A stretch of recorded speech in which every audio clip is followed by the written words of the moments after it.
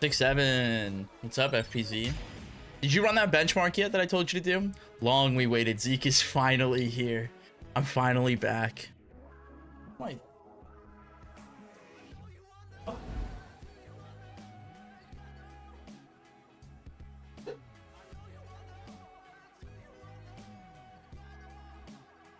Okay.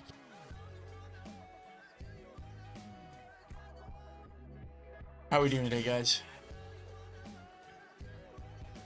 OMG, Hayek this.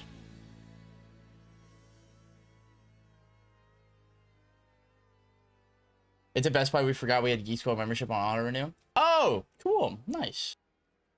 Obs a matchup chart when? I just posted it. I actually just posted it. You can go check it on Twitter. I just posted it. And you know what? Shadowhawk and Yoda Cage agree with it. So, I only pissed off Ant a little bit yesterday. I'm proud. I take my ring off. Oh my God. Okay, well, it's staying on. As an ex-Geek Squad employee, they're all in the back cussing you out. That's crazy. Make a tier list of the tier list. No, matchup chart. It's a tier list of the matchup charts. But we're gonna do a tier list of everyone else's tier list probably later this summer. Oh, the chat's fun. www. It is very fun.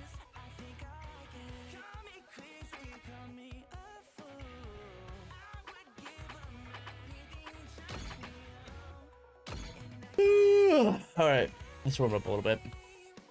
I need to move my that back down. An evil goal back on.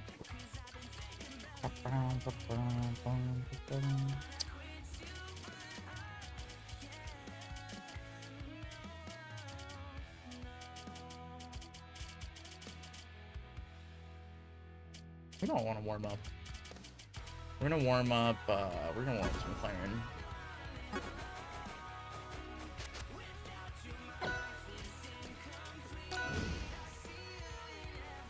I hope we get a Hododo skin soon.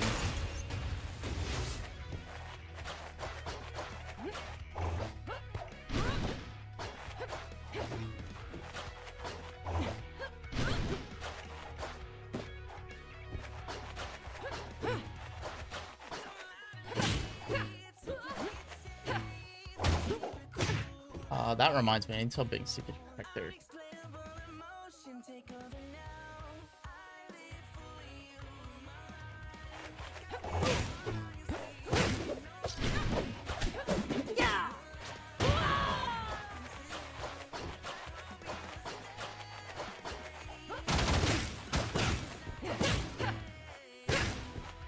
Nicholas, I'm glad we have you and Leo to help with computers.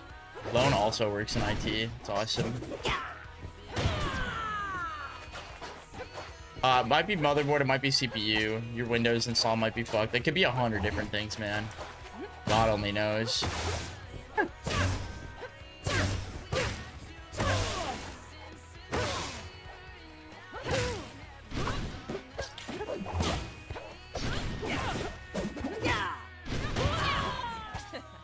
Oh, it's a pre-built? Oh, no.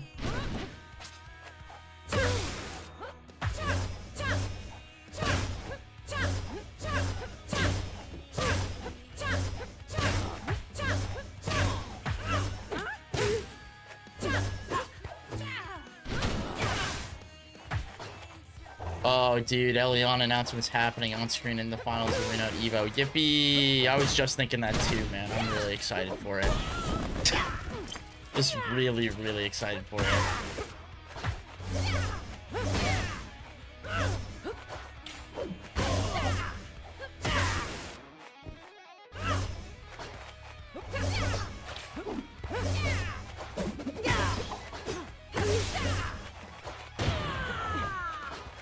There's shitbox in the room. I got 10 times download. Dude, that's awesome.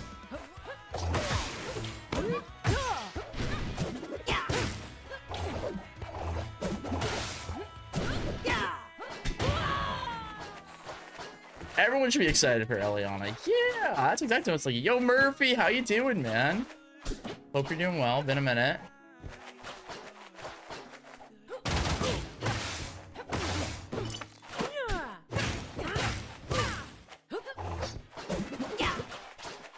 Made a copy of the tool Geek Squad uses to dining. Whoa. Send that to me. What the fuck? I need that. That would be awesome. Tell I'm here to learn. Let's go.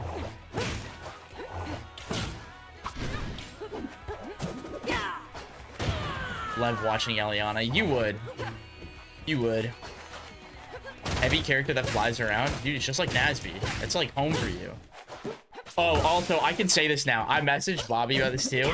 Dude, every single Nasby player owes me a fucking apology. I got flamed for saying that Reptar is still super good and that they have to grow up. That it's like actually delusion, that they have just been tricked because the character got nerfed. And oh my god, a Reptar is in grand finals against FPZ at Combo Breaker. What? Come on, man. I deserve an apology from all the Nasby players. FPC, you better tell the homies to get in here and apologize to me. I got made fun of. Genuinely. I deserve my reparations.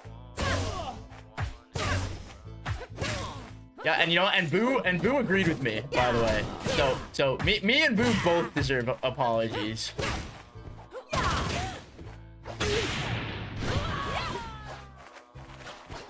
Yeah, no, and you know what? I wonder why. I bet he played great. A lot easier with that character than a lot of others.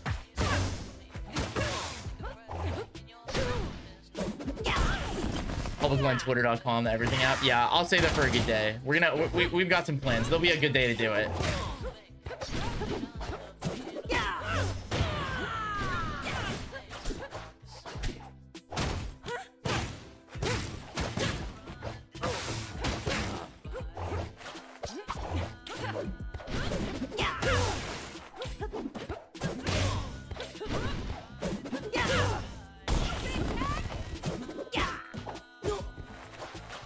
EX Fireball, Snare, or War Crimes. Yup.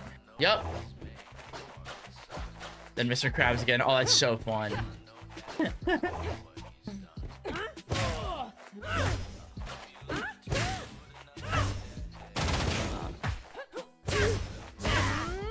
But good shit winning, by the way, man. Proud of you. You did really well in that and Rivals. You're playing really good.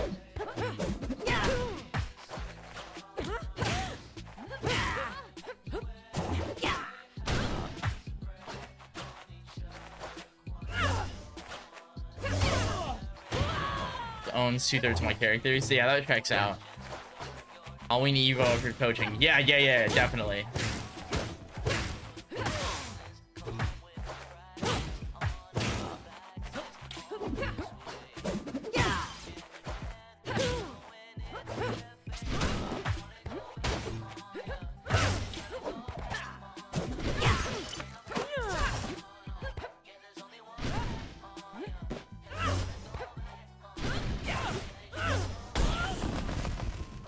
Think you can go to Evo? Let's go, dude.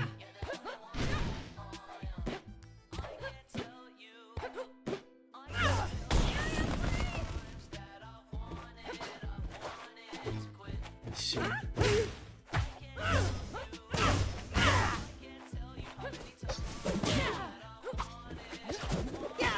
Then we'll go send Alpha. Nice. That's so dope, dude. No, I'm excited for everyone that's getting to go to Evo. You guys are gonna have a great time. It's gonna be so much fun.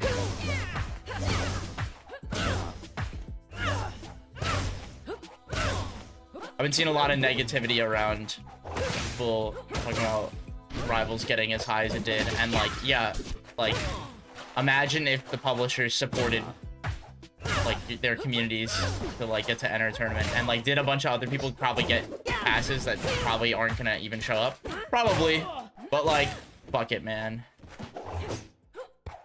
I'm already planning. I'm gonna name and shame everybody who DQs. Anyone who DQs, I'm gonna read off every single name of the people DQ'd.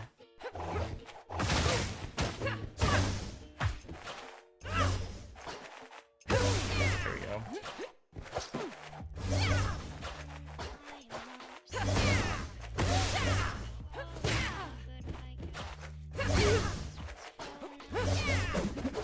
Legit never would have went if it weren't for Rise. Yep, and it's gonna be so much fun, dude. You're gonna have a great time. I'm a little bummed I can't go, but it's for the best. I just can't wait to get sick. With all the fucking insert new virus here, I like just can't afford to get sick anymore. And if I end up in the hospital, I'm just gonna blow my brains out in Minecraft.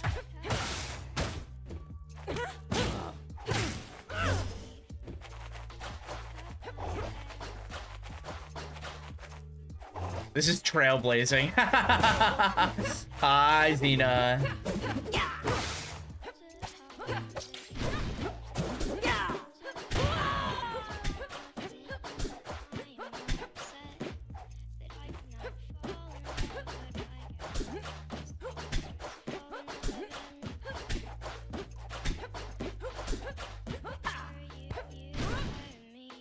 What's up, Bravo? How are you doing?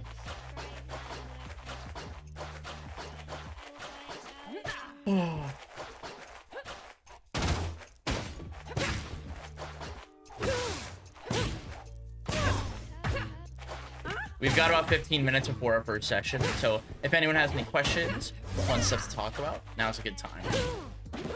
You guys are always welcome to ask any questions.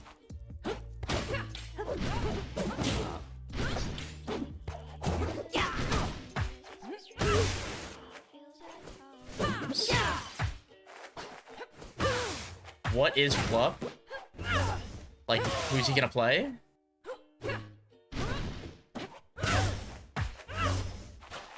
Think Sango's double limb of Cake again? Not surprised at all. Not at all. I think Sango's spent a lot more time practicing Cake. I know Cake's been practicing a little bit more again, but Sango definitely has played a lot more. It doesn't surprise me. I think his play is a lot more optimized. Cake is definitely experimenting with some new stuff right now, but I think he really is missing like the opportunity to bounce stuff off somebody. I wish he would talk to ZOR. I think they'd be able to come up with some really cool stuff. I think the opportunity is definitely there.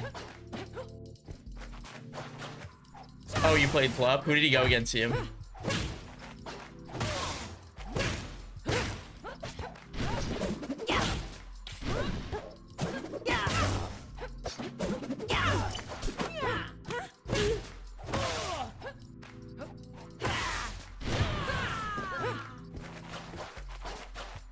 Asking for help.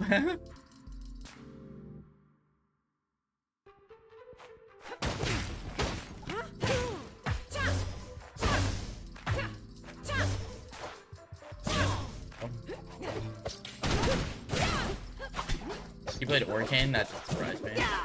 Yeah, I have a feeling we're gonna see Force run Orcane at Evo from him. Very good investment for him.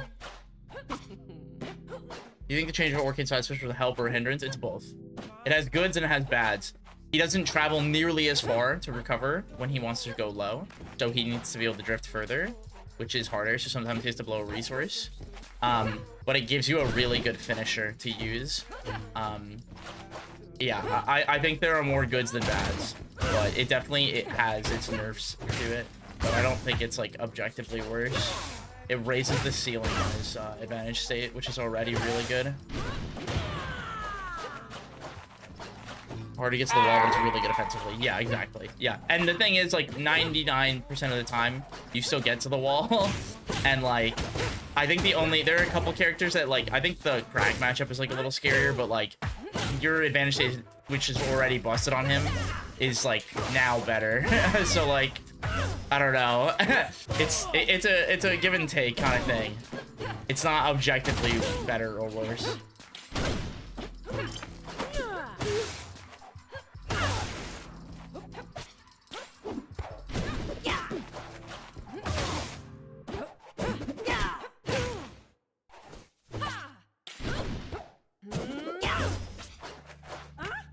I love the new move. Oh, it's awesome. It's so much more fun and interesting. That is exactly it. And I'm really happy that that seems to be the reception from a lot of the Orcanes. There was definitely a concern when testing it that was like, oh, they might hate this. But, like, it's so much cooler.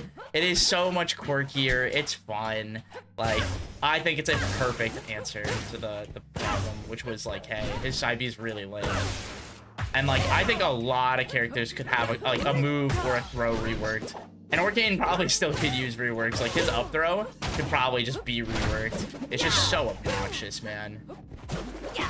Replace Clarence side B? I wish. I hate that move.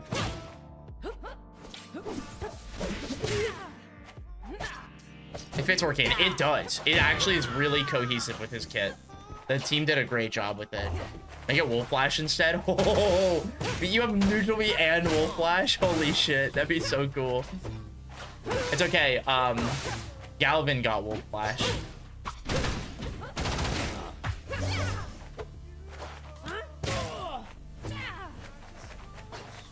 Hear me out. What if we replace Orcane with a second Opsa? You know, Poka, you might be onto something right now.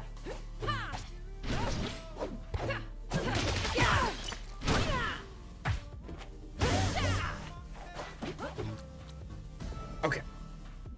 Please, no. We get Orcane Cloud. Stop that. Stop that. Spray bottle. Bad. Oops. Retweet. Orcane is just Aircane. Or Obza is Aircane. That's funny. I actually plays Claire and Ubby. That move has been a problem. No, it's in a really good spot right now, I think. I think it's good that she has a bad recovery. I'm a fan of it. I'll say it.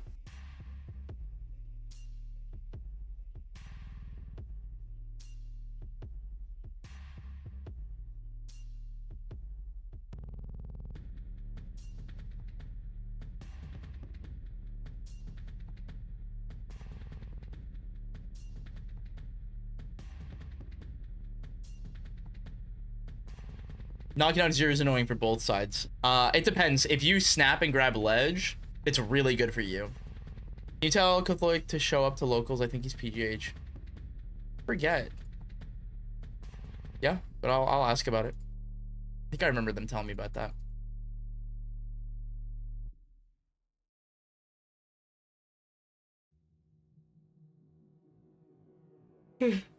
Ugh. Hello, Aurora. God, I'm so tired today.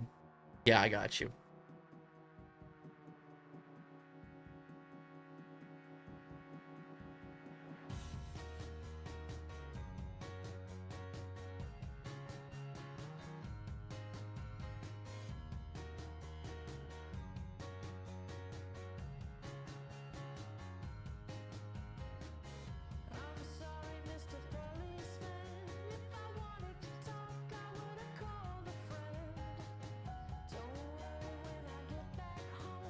Reasonable work week. Let's go. You got that? You have the dream. You got the 4-day. See what ranked game to warm up. We got 10 minutes. Kuthilick, hello. Thanks for the follow. Perfect timing. We were just talking about you.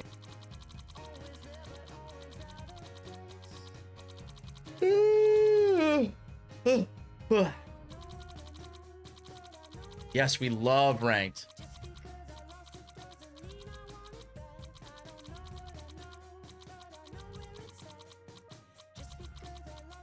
Surely, yeah. Surely somebody's queuing. One of you East Coast freaks queue Chicago. You're queuing to me. Oh, I matched.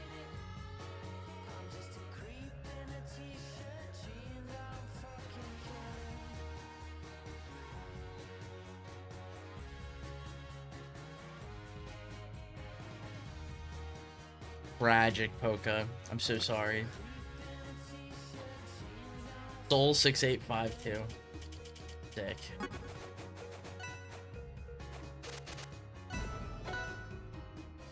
Borsburn. 1200 can definitely queue into me. Maple. Oh my god, I'm so tired today. I slept well too. Oh, come on, man. Do strikes, please. I want to play the video game.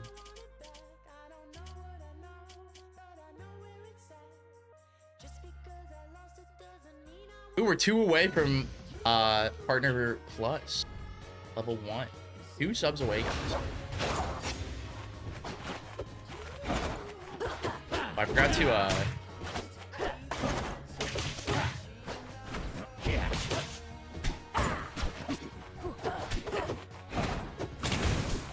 I forgot to set my latency.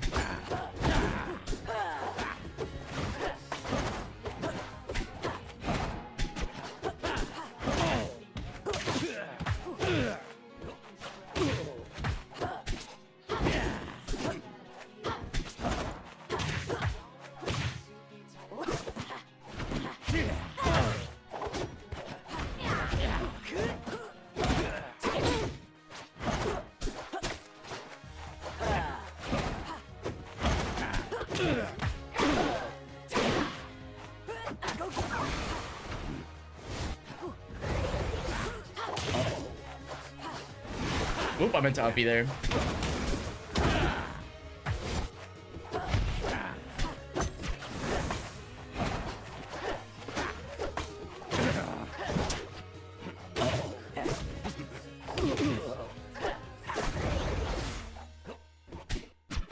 Missed the ledge. Oh, this move is so ass. I'm naring every time. I died. I did it too slow.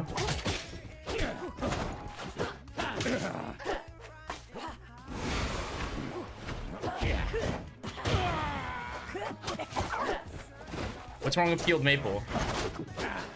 I don't understand what's wrong. Oh, I went through him. Whoops.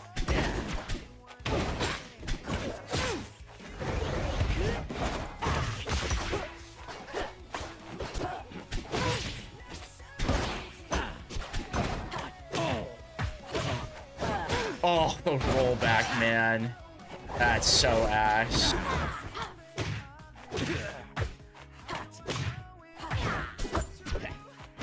I'm so greedy for going for that forward air.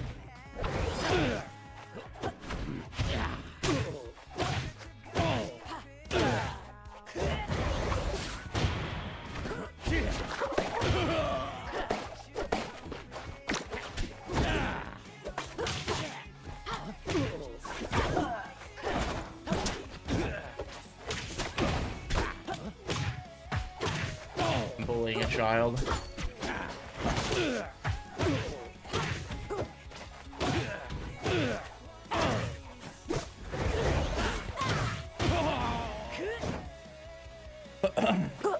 Yeah, what's wrong with Field Maple? This is the best skin in the game. I don't get it, FPZ. Y'all were shitting on my skin choice in the VOD. Dude, you play the blue waffle skin. What do you fucking mean? What do you mean, dude?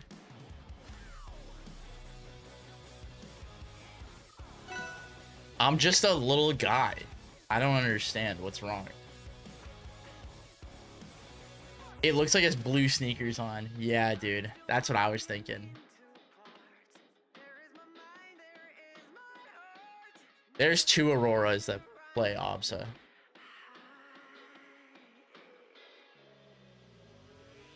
Please click your character, man.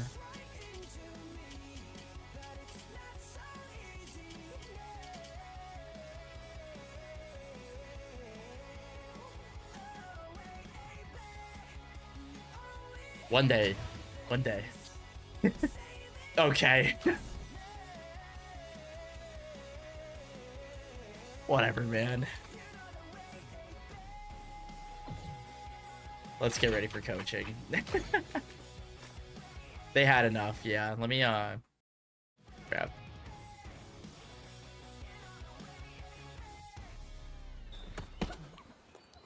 Yeah. Copy.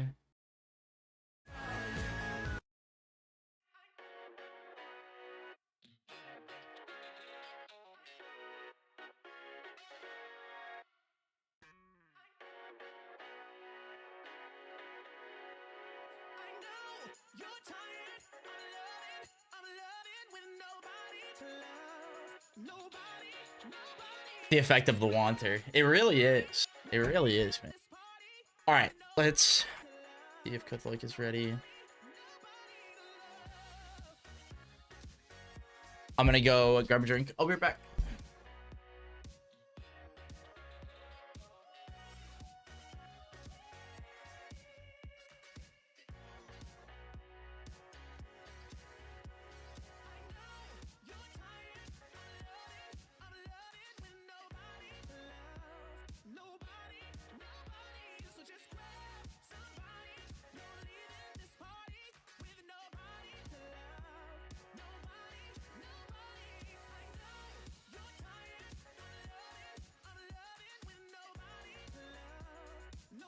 The wanter steals your ability to want. That's crazy.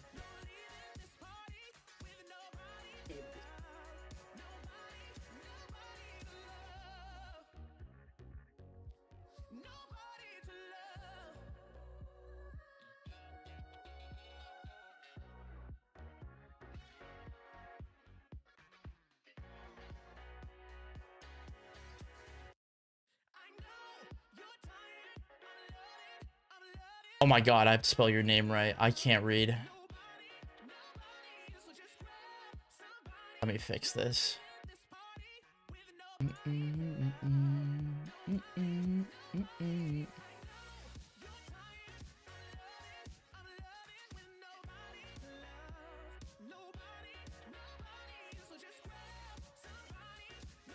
Alrighty, let's get Kuthilick in here. I think this is our first session.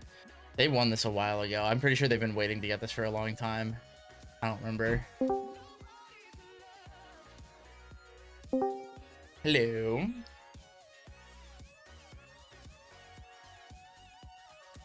Helps if I mute the background stream so I don't get you an echo. It does help, yes. yeah, it is. Also, it this going? is not our first session. It's going well. Not? It's not. You coached me back in like October when I was playing Holy Galvin. shit. I do remember that. Oh my god. Yes. Yeah, it's been a while because I moved. So for Mr. Y, I am attending locals, just not in Pittsburgh. Nice. Where are you living now?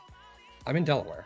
So Hell I had the absolute pleasure of getting toothbrush round one week. That was fun. Hey, you know Super what? Super chill guy though.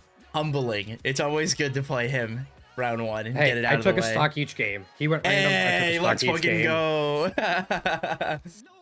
All right, my friend. I will take that. Yeah, I heard your voice. I was like, wait, we have done a session. Oh my god. Yes. Yeah, it has been a minute, dude. I'm glad to hear. Hope your move went well. It did, for sure. Give me the update. What did you want to talk about today, my friend?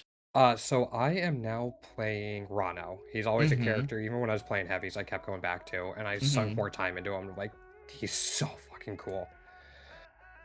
So as I've been playing, I've gotten lots of feedback from people that I am simultaneously too impatient, but don't know how to apply pressure. Okay. I rely a lot on whiff punishing, so I'll dash dance and wave dash and like moonwalk around people and hope they mess up. Lorena eats me alive because of that, because then she just throws out her chair and then I have to play against the chair instead of Lorena. And I don't know how to apply pressure or use jabs in that pressure. Okay. So proactive pressure usually comes from more like on the physical pressure side. Jab is an interesting one because the way it works, like on paper, jab like loses floor hug, right? Right. But if you hit them with a jab as they press a button, that is usually where jab is really effective. So you like jab someone as they dash, as they jump, you beat their move because it's really fast. Another scenario where Rana is really good at finding jab is off of like physical pressure being like your forward air. So being able to do like fair jab on characters that don't have a good enough out of shield option is really important. But on the flip side, when you jab, it's important that you like jab and floor hug. Does that make sense? Yep. This is one of the parts that's a little more on the complicated side, because you're essentially like multitasking while you jab somebody. That makes sense? Okay. Yep. What you definitely really want to focus on is the idea of like, why am I jabbing here? And then 2, is jab actually accomplishing what I want? Or could I just press like a tilt or a grab and get more reward than just jabbing you here? And am I confident enough to do that? That makes sense? Yep, for sure. Jab is one of those things that's like, it's what's the word I want to use? You know what, you know what a garnish is in a meal? Yeah. It's the garnish. It's not something you need, but it's a great addition to your play and your pressure. But it's not, it's an enhancer. That makes sense? Yep, I got you. And then I guess the other part of that too would be like, whenever I feel like I get an opening, I always default to grab because I used to play Locks and Galvin. Yeah, yep. And I don't quite know how to not open with grab. Grab's a good one, but the big thing is just being aware of like, am I at a knockdown percent for down tilt, F tilt, up tilt? Because all of those moves are fantastic on Rano. And if you, whether you knock someone down or actually get like pop them up with the move, for a very long time, those moves are very good. That makes sense? Yep, I got you. Okay. The thing I definitely want you to think about is like that physical pressure, like we talked about a while ago, where like your forward air is like the key to that. Where like fast fall landing forward air on shield is the big one. That's like really, really, really good on shield. That makes sense? Yeah, that's generally what I go for. Right now, it just kind of feels like I'm not quite fast enough as I'm falling to get it, like to do it. Mm-hmm. Yeah. All right. I threaten it, but it's not super threatening. Yeah. Yeah. Let's see what you're doing.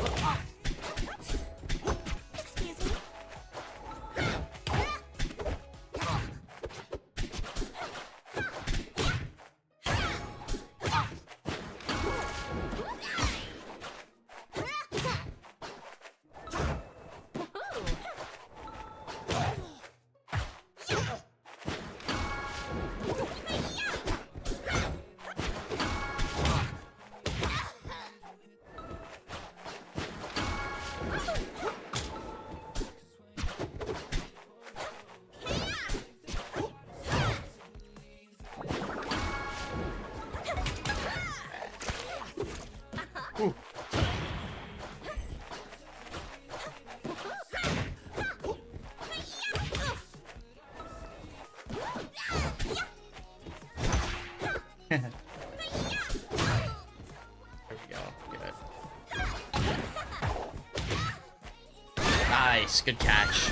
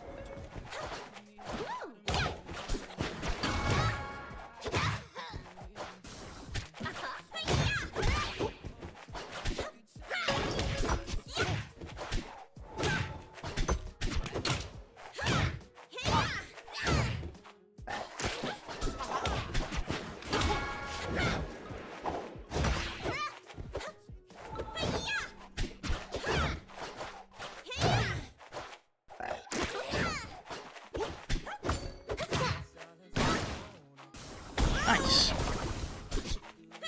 Knew how to Dacus before I knew how to L cancel, or even what an L cancel was. Oh, that was not supposed to be a jump.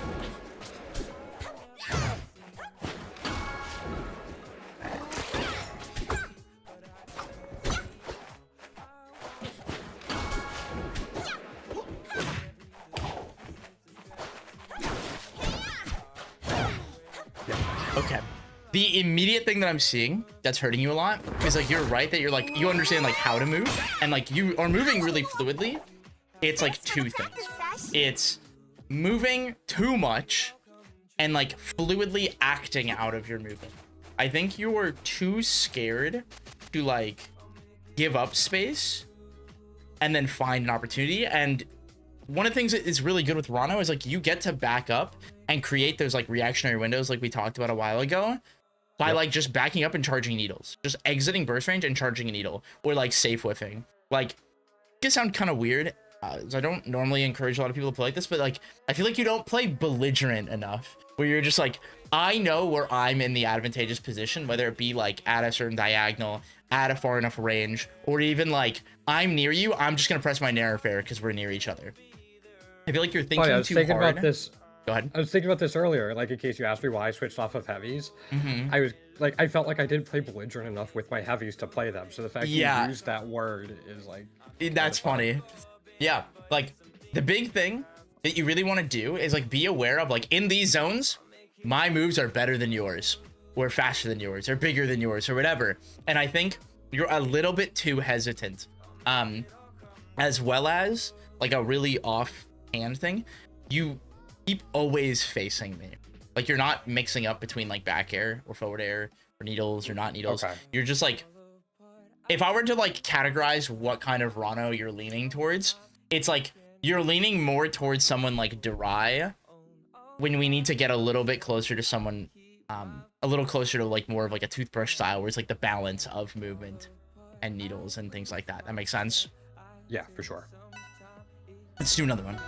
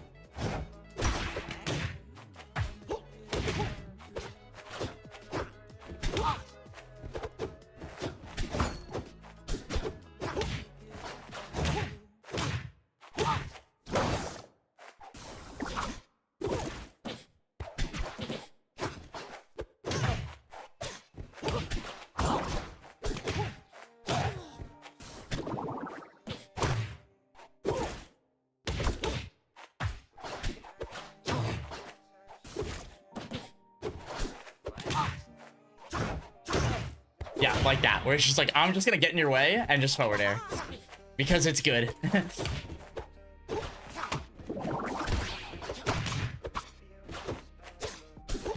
Whoops. Whoops.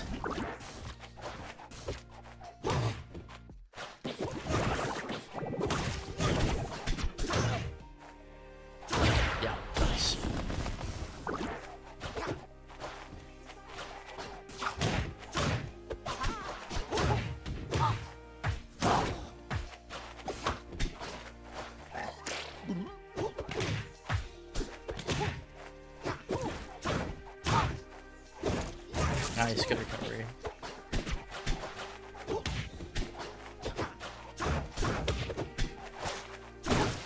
Nice.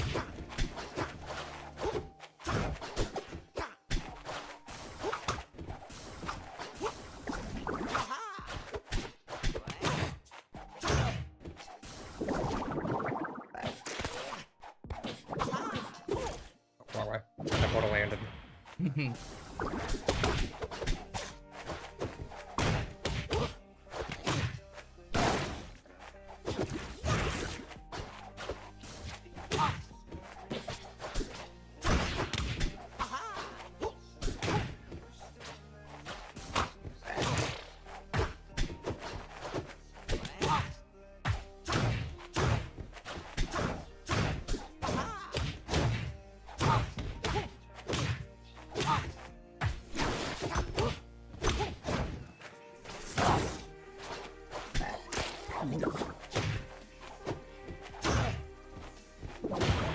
Okay, and you saw it at the end there, like, one of the things we need to be really important, like, really prioritizing in our gameplay, especially as a character like Rano, is preserving our low percent and the value we get from getting hit to find an opening.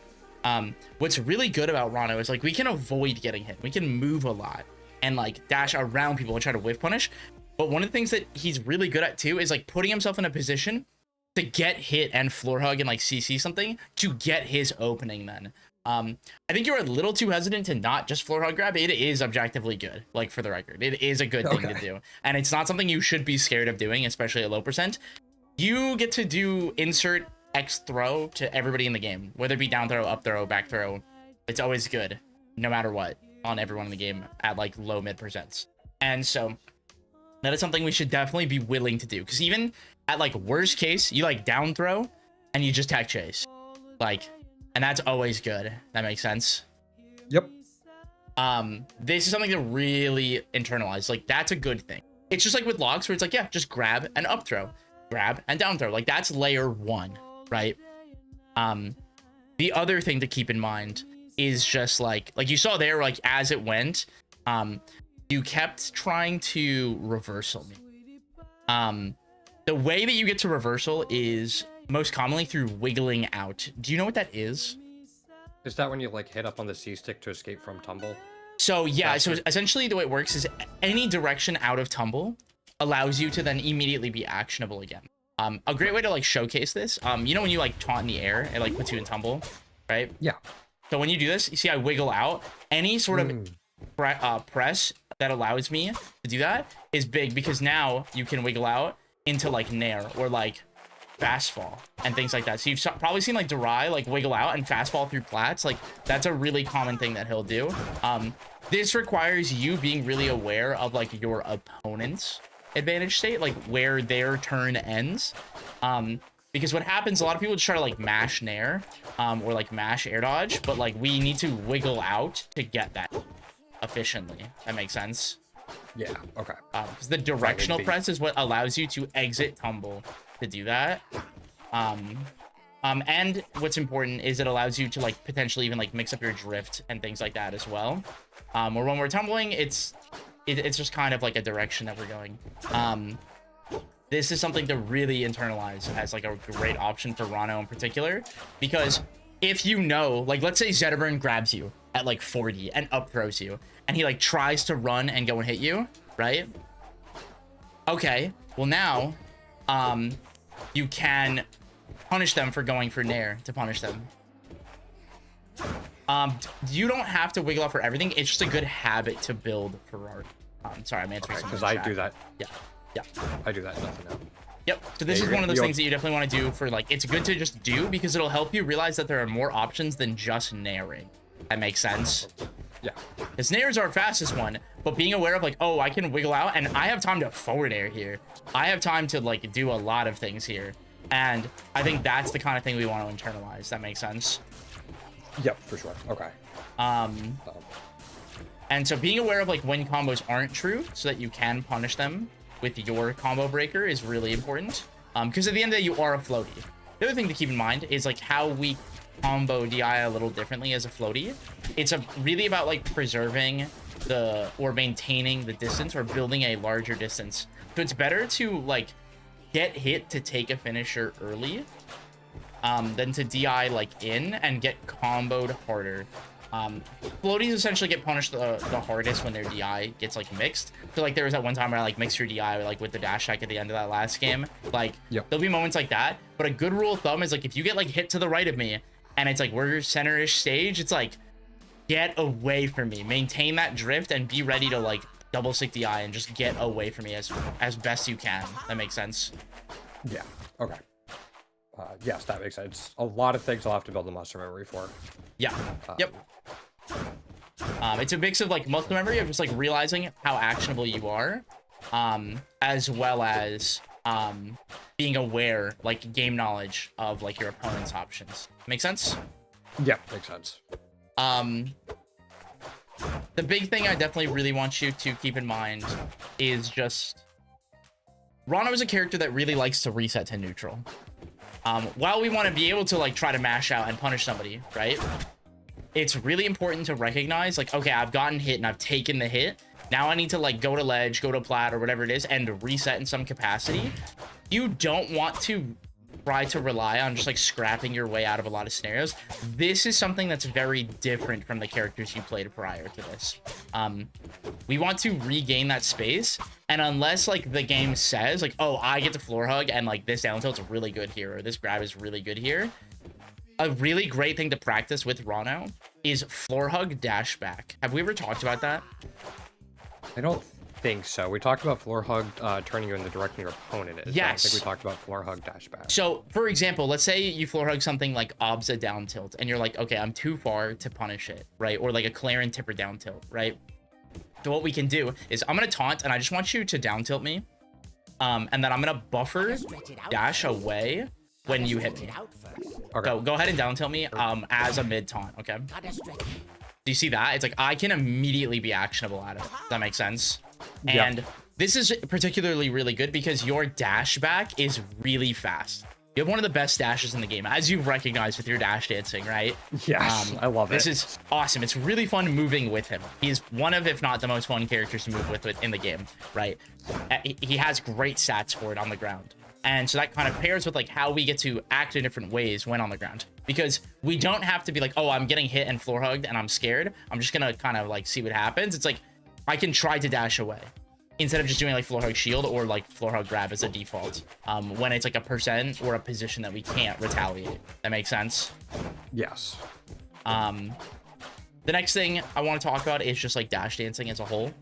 You definitely have a bad habit, like I said, of like going back in. And so like what it is like you'll do like a sequence of like a dash dance.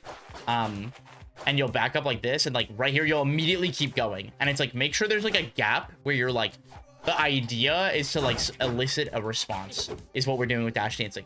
And if you're doing it to move to bait them to hit you, make sure you're like doing it and like doing crouch, like a quarter circle, like with it. And you don't have to see the crouch, but it's like you're actively being prepared to get hit. That makes sense. So if you're gonna dash dance like in someone's burst range, it's with the purpose for them to hit you. That makes sense. Right. Yeah. This is a really great move, but not necessarily effectively. Yeah, like it doesn't, you move fast, but not with the multitasking purpose. You're moving trying to find something, or for the sake of it. That makes sense. Yeah, oh yeah, absolutely. Cool. Yeah. There's something else. I lost it. It'll come back. It'll come back to me. Yep, that's okay. I think this is a really big thing to keep in mind is like moving is good, but you don't have to move more to do it better. It's about like actively putting yourself in like the good positions that are like favorable. And this is something in particular Rano is really good at. And, you know, for example, someone like Max Toothbrush is really, really good at is like understanding like I want to be just within or just outside this character's burst range. And you don't have to play as fast as someone like him or Jirai at all, especially right now. That is impossible. But what we can do is like understand what's good about it and replicate it in smaller, simplistic interactions. That makes sense. Yeah, I think I was kind of teaching myself to move faster now. That way I had the Yes. fundamentals and the movement, and then I could pare it down later to where it's going to be Exactly. effective. Yep. Yep. And I think that's a great like way to do it. I think it's really, really good. I think what you want to think about now is like, okay, now that I can fluidly do this, excuse me, now that I can fluidly do this, okay, what can I do out of it? What can I do while I'm doing it? That makes sense? Yeah. Okay. Yeah. There's only like one specific situation where I'm like dash dancing with purpose.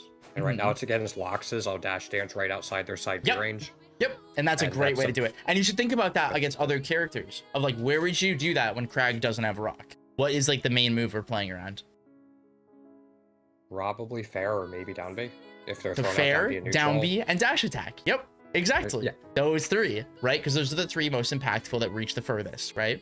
And you react to them in slightly different ways, depending on your percent as well. Then we have options like, let's do a character that's like a little more complicated. So a character like Slade, right? The way you dash dance depends on your percent and depending on which item he has in his hand, right? Okay. There are obvious ones where it's like, you know, Shuriken doesn't knock down until like 100 plus, right? But then like Boomerang knocks down like 50 to 80-ish, somewhere around there, depending on the character. And then there's Bomb, right? And it's like, if he has a bomb in his hand, what are we not gonna do? Not gonna get close to him for one. We're not gonna get close and we're not gonna dash dance. Because then we're gonna get hit by it. Yeah. Right? And that's the same idea. Even like a character like Edalus, you know, the lower your percent is, you can be in that dash attack range. Or if once you get to that high percent, we really don't want to be in that dash attack range as much. And we need to be like actively making it harder for him in that moment. That makes sense? Makes sense. Cool.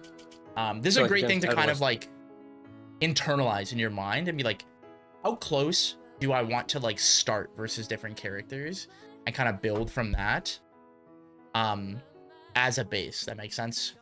Yeah, that feels like it's more percent based as well. The lower my percent, Yes. I could probably play closer to that. Correct. I can floor hug more. Yep. And then I can, okay. Mm-hmm. Yep. So like, for example, like a matchup where this is really important is a matchup like Obza, where like if they're not presenting like down strong, you can run in and like get hit by like a forward air and F tilt below 30.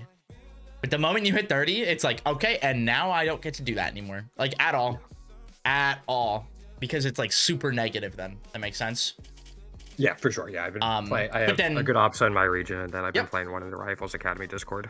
Awesome, yeah. And then on like the flip side, a character who, you know, let's say you're fighting a Raster who's really playing a lot in the air, we would really boots on the ground and bait him to hit us to like find opportunities to reversal him or whiff punish him. Make sense? Makes sense. Cool. All right. Any questions or thoughts on that so far? No, it's a lot of, it's gonna be a lot of muscle memory for like the wiggling out and stuff, and then a lot of a little bit of research on like frame on what knocks down when, so I know when and where I should be dash dancing and how close I need to be. Yep. I've been using the drag down wiki more. Good. And then not being afraid to reset to neutral and just needle. Are you have you been keeping up with your own knockdowns? A little bit. I looked into like up tilt knocking down earlier. I know, yeah. Because I was looking at ways like I disliked getting jab, floor hugged, and CC'd. So I was looking like, what can I mix in to try to punish that for earlier knockdowns? Yeah, your like magic number that you really want to get people to is like, remember we talked about like break points, right? Yeah. Is like 20 is like your first one for up tilt, right? Then F tilt is 40, and down tilt is 50. Your down tilt is one of those down tilts very similar. It's a lot like Forsburn's, where it's like both hits knock down pretty much the same time. It's just a slightly different angle and slightly different damage, right? So the magic number you're getting to is like 52. And the way I like to kind of internalize it is like 20% is where you're threatening up tilt and like dash attack, and then forward air spike, right? And you're and like up strong, like Dacus is like always pretty much good, right? Then once we get to 50 is where like all of our aerials are now really good at knocking down, like very, very comfortably. Because then it's like we're not sweating so much about like the different hits, where back air, both hits knock down weak and strong on the early swing at 50, but the early foot, so like the strong hit, is 30. That makes sense. So it's like that first 20 is the hardest, but what's great is you have a throw that is really good to get 20 off of on everyone in the game, right? So it's like, okay, that's like the speed run. Then if you get them to 50, it's like, and now everything is way easier because now we have down tilt, we have F tilt, we have forward air, we have back air, and everything just starts knocking down. Make sense? So, yeah, I'm thinking through this a little bit. Yep. So, it seems like there would be... I don't know how to phrase this. No, it's okay. It seems Use your like own words. Needles earlier on just to get to that percentage, and once I start getting past those breakpoints, I can get progressively more belligerent. Yep, exactly. Okay. Yep. Needle has like a good and bad. It goes both ways, right? Where like, what's the word I want to use? Needle is a lot kind of like fire tick damage that like Zetabrint does, where it's like it's a byproduct of like positioning well means you get to get needles, which means you get to give them free percent. And then it rewards you in multiple ways because it gives them percent. It applies more pressure because things like your side B become more impactful because they get more value off of them. And then it also goes on the flip side of like, they need to be more careful, like as a whole. Like it puts so much more on their mental stack because the one thing that Needles does that's like really, really important is like Rano's a character that in most matchups gets to pretty freely dash dance, but also gets to threaten Needles while dash dancing. And there isn't really another character that gets to do that in the same way that also doesn't have to like go and throw themselves into that space. So, like a character like Maple or like Edalus has to like go into that space.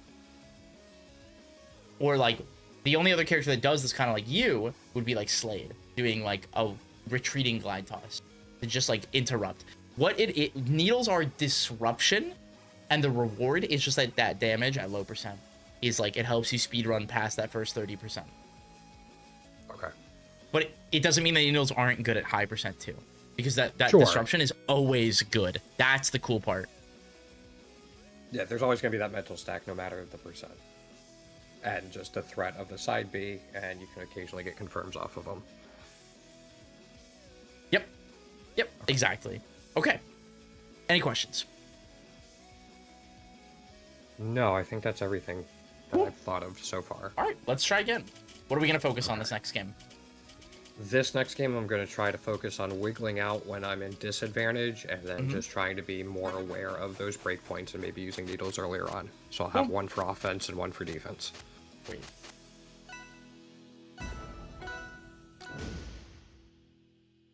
That's such a sick skin.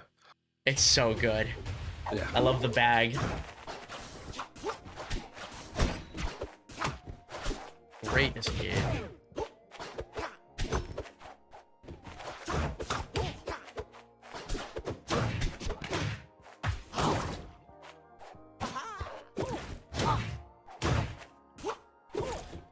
Oops.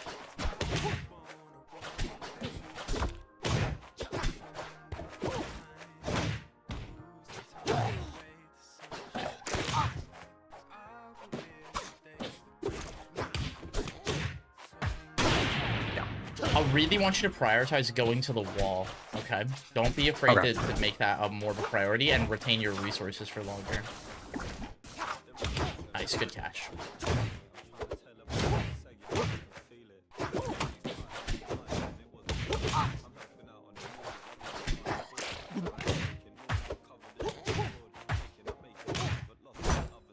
Great grab, yep. I didn't dash back far enough.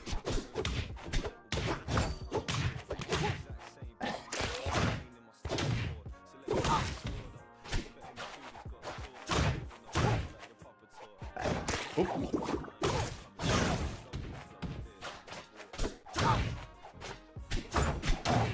Oh, Aerial didn't come out. Oh no! Alright, I actually got that B reverse. I'm happy.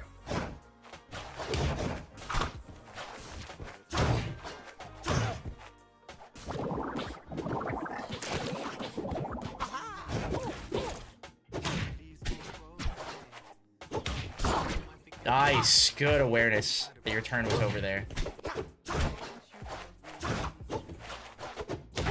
Try not to sequence so much out of your dash, okay? Okay. Unless you're doing it explicitly to bait me, don't be afraid to just like use smaller commitments and just like move a little bit fluidly.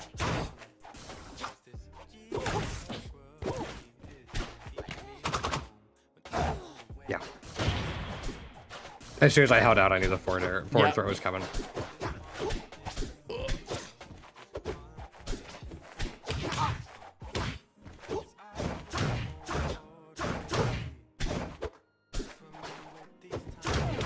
Nice, good CC. Yes. Perfect execution on that. Yes.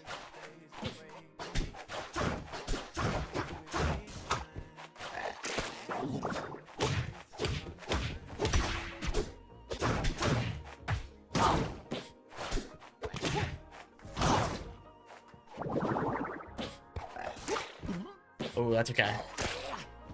That's okay. You have the right idea. Just drop the execution a little bit there. A really good trick that you can do with Rano, with the bubble recovery, is you essentially want to like memorize the muscle memory for like, oh, okay, I'm gonna be able to just like go and do the like set up the bubble.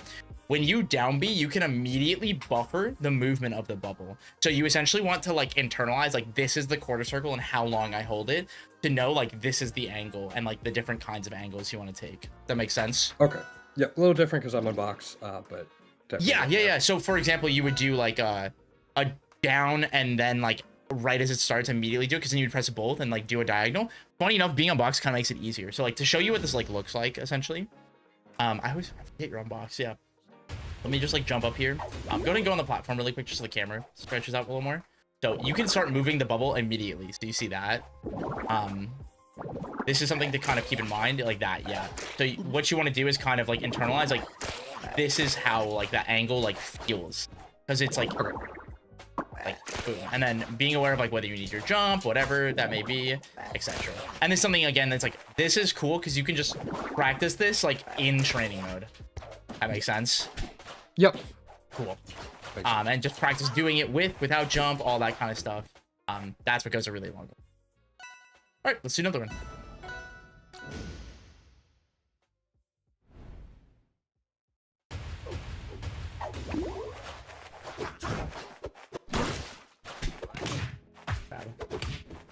Great floor hug dash back there. Yes. As you see, you didn't get stuck scrapping at all. Oh, I missed the time. Mm-hmm. The wall is your happy place. We want to get really good at teching there. And be shameless. You can just like up B and just like mash your tech. Or just like press a hold essentially like right after you launch.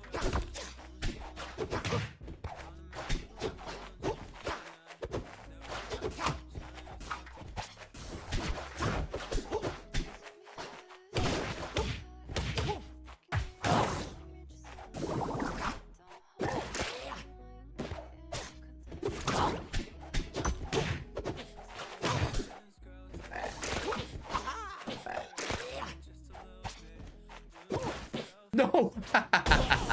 Nice.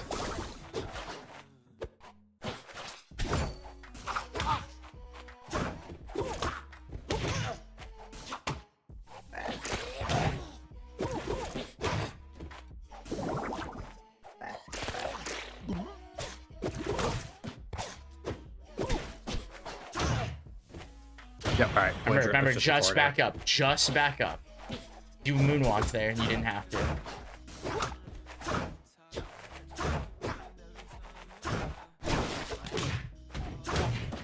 Good. The platform disappeared.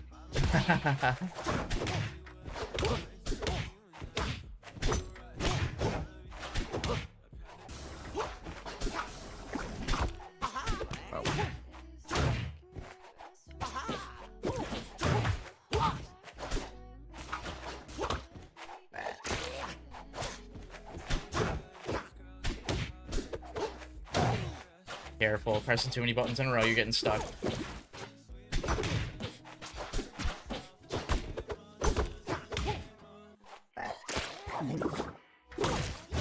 Nice.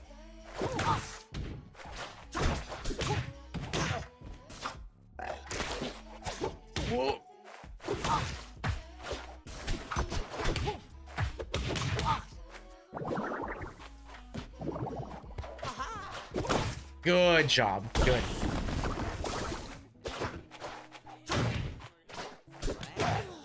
Good DI.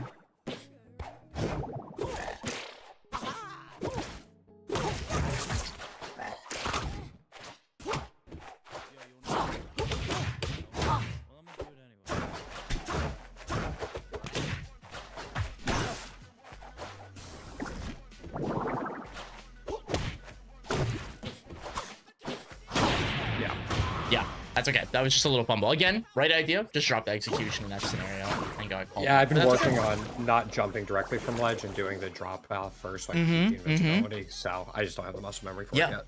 The big thing I kind of want you to know too is like in that scenario where I was like pretty far away, you can do the lazy ledge dash because I'm not close enough to like hit you in a meaningful way. But when I'm close and like in that burst range, then you want to make sure that you do the right ledge dash. As those, don't be afraid to like kind of build up to it. I think a lot of people grab ledge immediately and you're like, all right, I gotta do it, and it's like you're not ready. Just like do like a really lazy regrab where you like drop down and then drop and then like regrab it. And it might not be like a perfect one because especially like pretty hard to get like a perfect regrab with Rano. I don't even think you can without down B. I had down or B even out, so do I could've done the bubble. Yeah, or to do like an instant side B as well. Just a regrab sometimes is really good because you can also bait someone to try to hit you. So something like down strong, like when we're playing the Ditto, right, is techable for forever. Like it's a really techable move. So like baiting them to come over and try to hit you in that moment, to use that as an opportunity to like tech and then have a refresh. That makes sense. Yep, makes sense. And then you also have like the first side B, like immediate grab, instant side B regrab is also completely safe. Sometimes you'll be like a frame or two off, but it's still like really good as long as you're primed to tech. Make sense? Makes sense. I'll work on the side B. I haven't messed around with that. That's a really big one. Like one of the things I really want you to practice if you set up like a drill in training mode is you up B and like ride the wall and then tech and immediately side B and you're completely invincible. Because you'll do that Good up to against know. the ledge. Okay. And Yeah. that makes sense? Makes sense. Okay. Yeah, I have seen that before and I didn't know it was that safe. It's so busted. You get that first side B is like the best one. It's very similar to like Olympia's side B in that way, where it's like it's not perfect all the time, but if you execute it, like, and again, it's like you can buffer this stuff, which makes it way easier. You can like buffer your tech, buffer the side B. Like it's very generous. One of the best skills to really grow as Rano is your survivability. And it's not just bubble. It's the teching. It's the way we like opt to recover. It's the like DI and combo DI. Like Rano is a character that like in a funny way is like genuinely hard to kill. A lot of his stocks tend to get taken really late or really early because of his floating nature. That makes sense. Yep. Okay, so I definitely have to work on the defensive side as well. Yes, because your on stage is doing a lot better, but definitely like the idea of like just getting to the wall and the survivability on the wall. The goal is to be like, okay, I've touched the wall, now I feel unkillable. And you'll mess up every once in a while, but the goal is to be like, that's awesome. Grabbing the ledge isn't the goal, it's getting to the wall. Once we touch the wall, don't forget every time you get hit by not a projectile or hit your opponent, you get your wall jump back. So there's a whole war that happens there. And every time you like get hit in tech, you have your wall jump back. So we have a whole opportunity to climb all the way from the blast zone every single time we get hit in tech.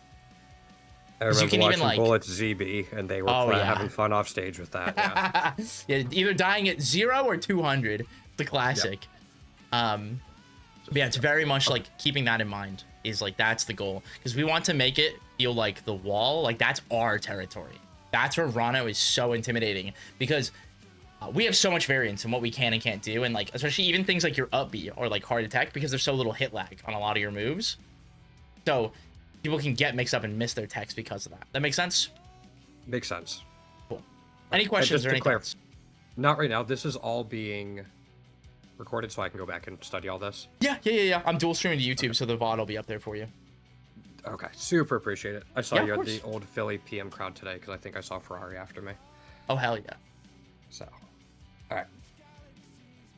Yeah, I don't know. I've been playing with a couple newer players, and they make me want to grind again and just like go to locals and stuff. So I'm like, I got to get back into it. No, hell yeah, dude. No, I think you're doing good. The most important thing too, as always, is just like make sure you're having fun with it. Practice all these little drills and all these little scenarios. but like enjoy the process, have fun, get creative. The coolest part about Rano is that he has these buttons where it's just like, and it all works. It's very cohesive and it's very satisfying to play him. He is one of the most fun characters in the game, in my opinion. Yeah, I had like even a mini string against you on the Julesville game, Yep. and I'm like, oh, this just feels so good. It's just like, this is what it's all about, dog. This is what it's all about, and I love it. I was playing a Raster, got weak back hit, back air into down tilt, Dacus. Oh, so good. It's just Chef's kiss. You always feel like the best player in the world when you hit that stuff. I love it. Yep. All right, let's do another one. Okay. I have a really bad habit against Galvin in particular I'm trying to break. Yeah, what's that? I always try to dare him. Yeah, don't do that.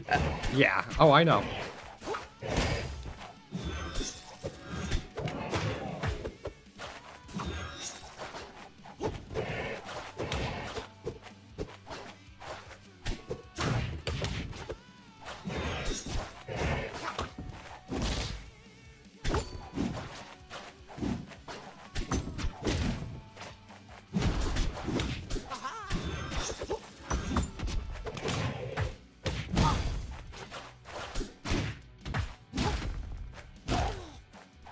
Yeah, see there, you started drifting back too early.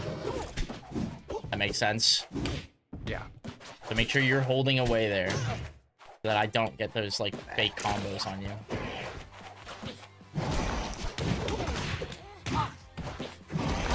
Yeah. There. Oh, we're at 200. Makes sense. Nice, guys. Been a minute.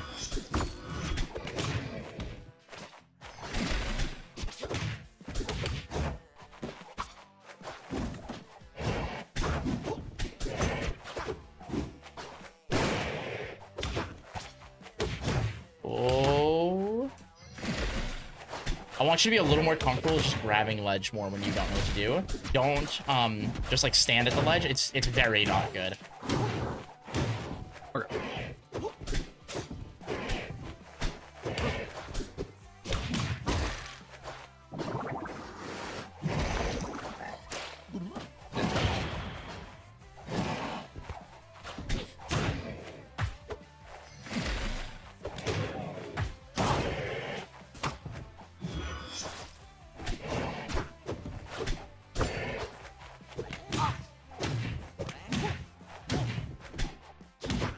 Nice shield drop there.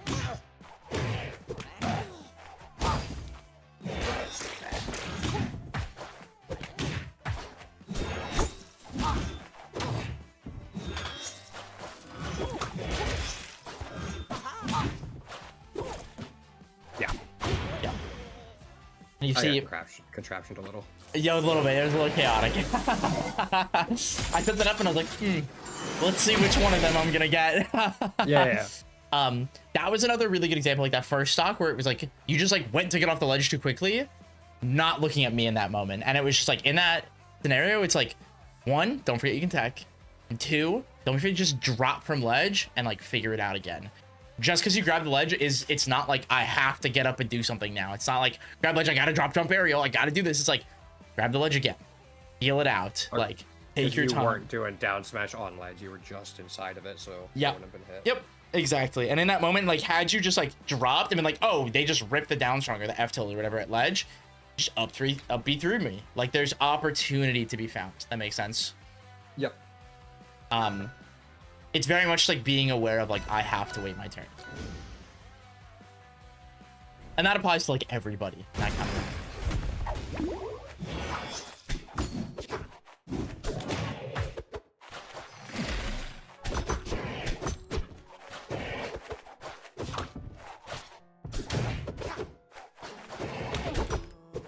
Good spacing.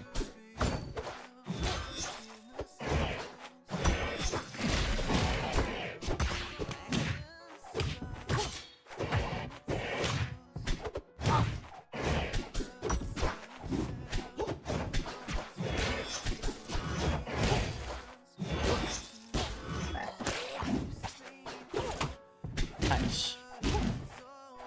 Good drift. Yes, yes.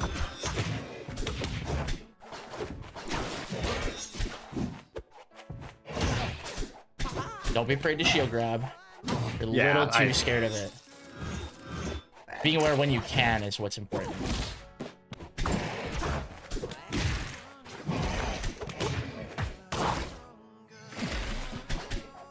So there, it's like you just didn't have time to go grab ledge first, okay?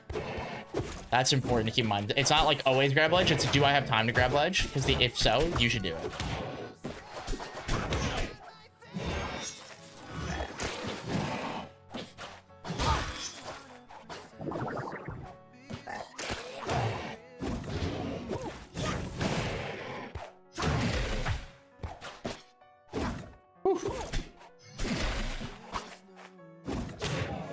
Nice. That was really good.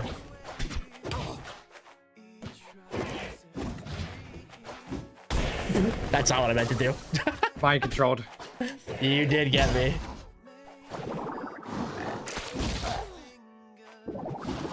Good weight. Got a little too eager there. You had a chance to definitely get away from me. Good tech.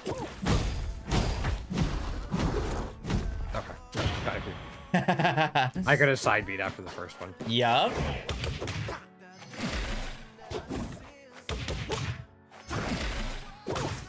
Nice.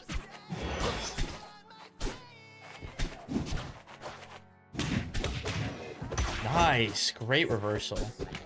I missed each of it.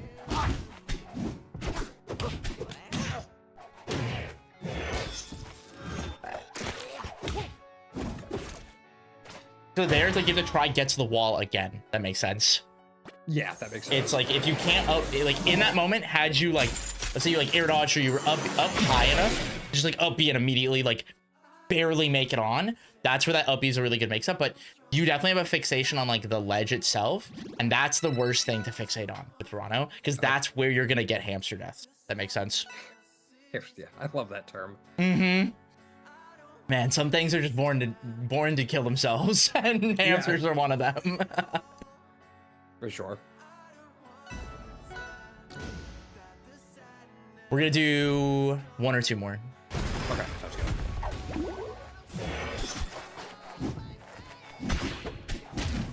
I'm facing the wrong way.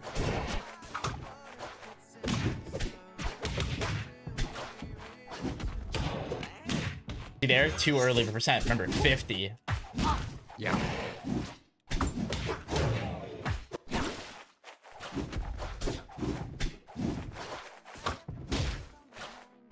So you don't want to go in with that needle. You want to retreat with it. That makes sense. It's not safe on hit.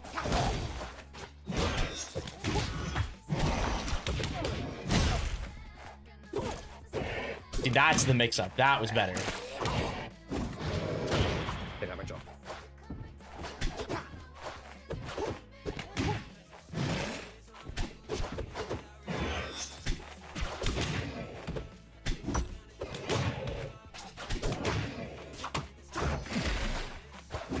See, like there, you had time to grab ledge. That was a really good opportunity to try to steal the ledge from me.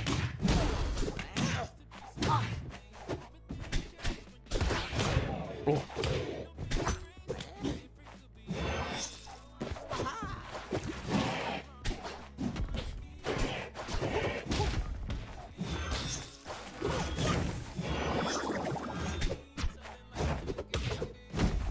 Good spacing. Nice.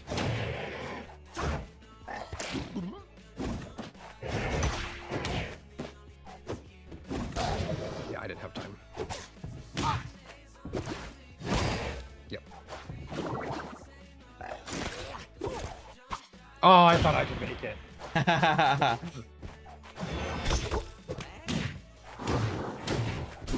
Good for hard.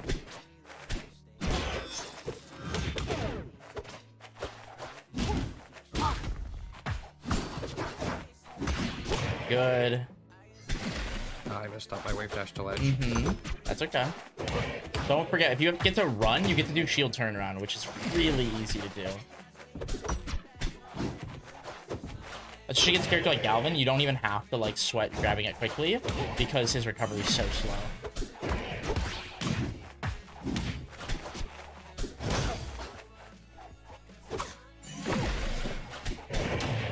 I'm dead. Nice.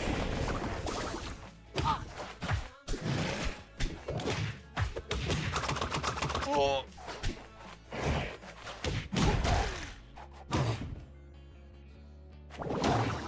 Oh, I did it in a not safe position. That's okay. All right. Yeah. I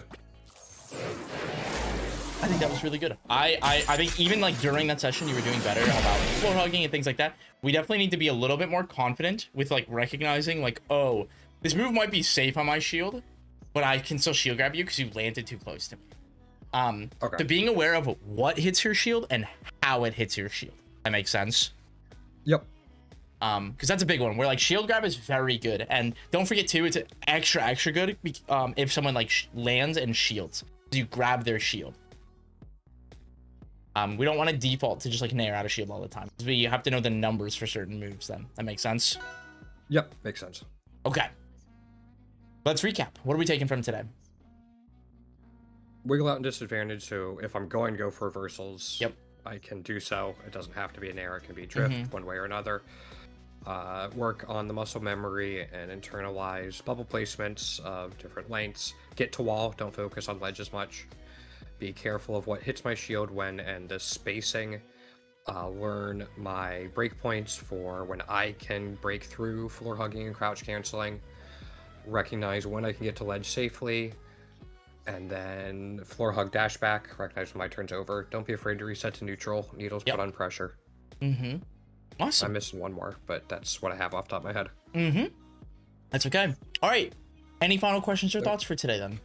I don't think so. I guess my last one would be, how much am I losing by not playing ranked and doing grind servers instead? Like doing just like matchmaking and servers?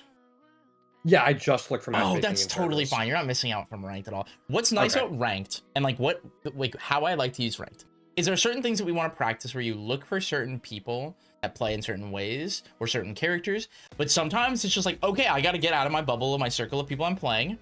Let me just go throw myself into the wild as if you were to show up to like a major, right? You just like get an opportunity to play against somebody that might play totally different than what you're used to and see how you deal with that in that environment. That makes sense? Makes sense. I should probably do that. I'm trying to enter my first major later this year. Yeah, and it doesn't have to be like all play. It's like, it's the balance of play, VOD review, and talking about the game. That's like the triangle, is those three things. The more you do all three of those, the better you'll get and the more fun you'll have. Because it's not just you slamming your head into the wall, just playing, or just VOD reviewing on loop. Like, you get to experience it with everybody else. And that's why the Discord is like, that's why, the community Discord that we have, right, is like, always encourage people to use that. You mentioned you've been in the Academy server, right?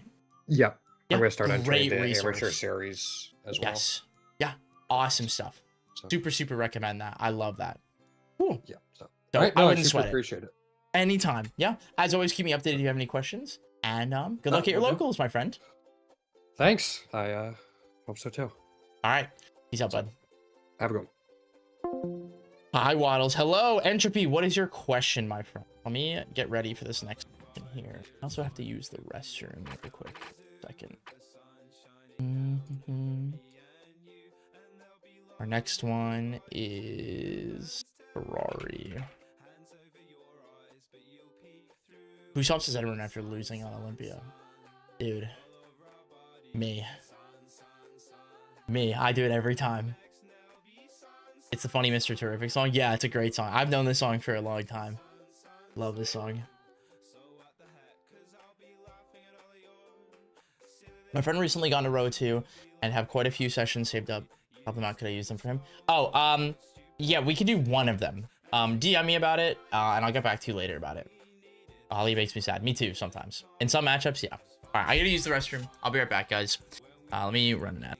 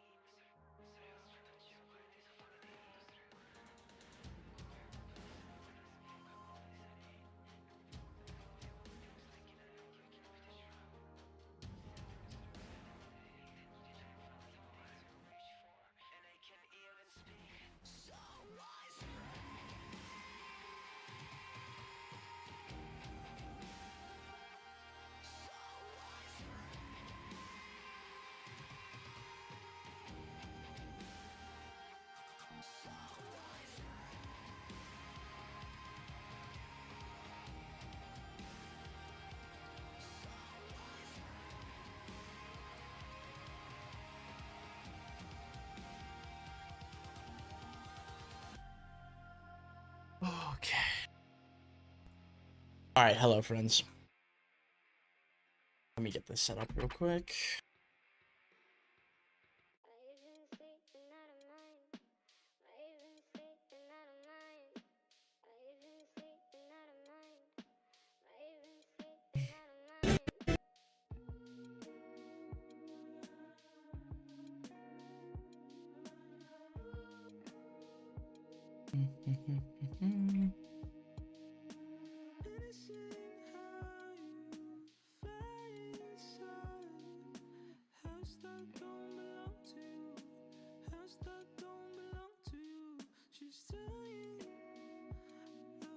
Did one of those tools, hoping I get it from sweet.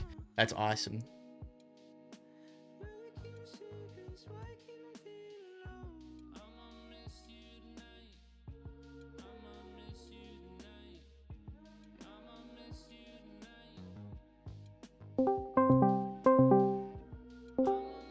Hello. Hello. How's it going?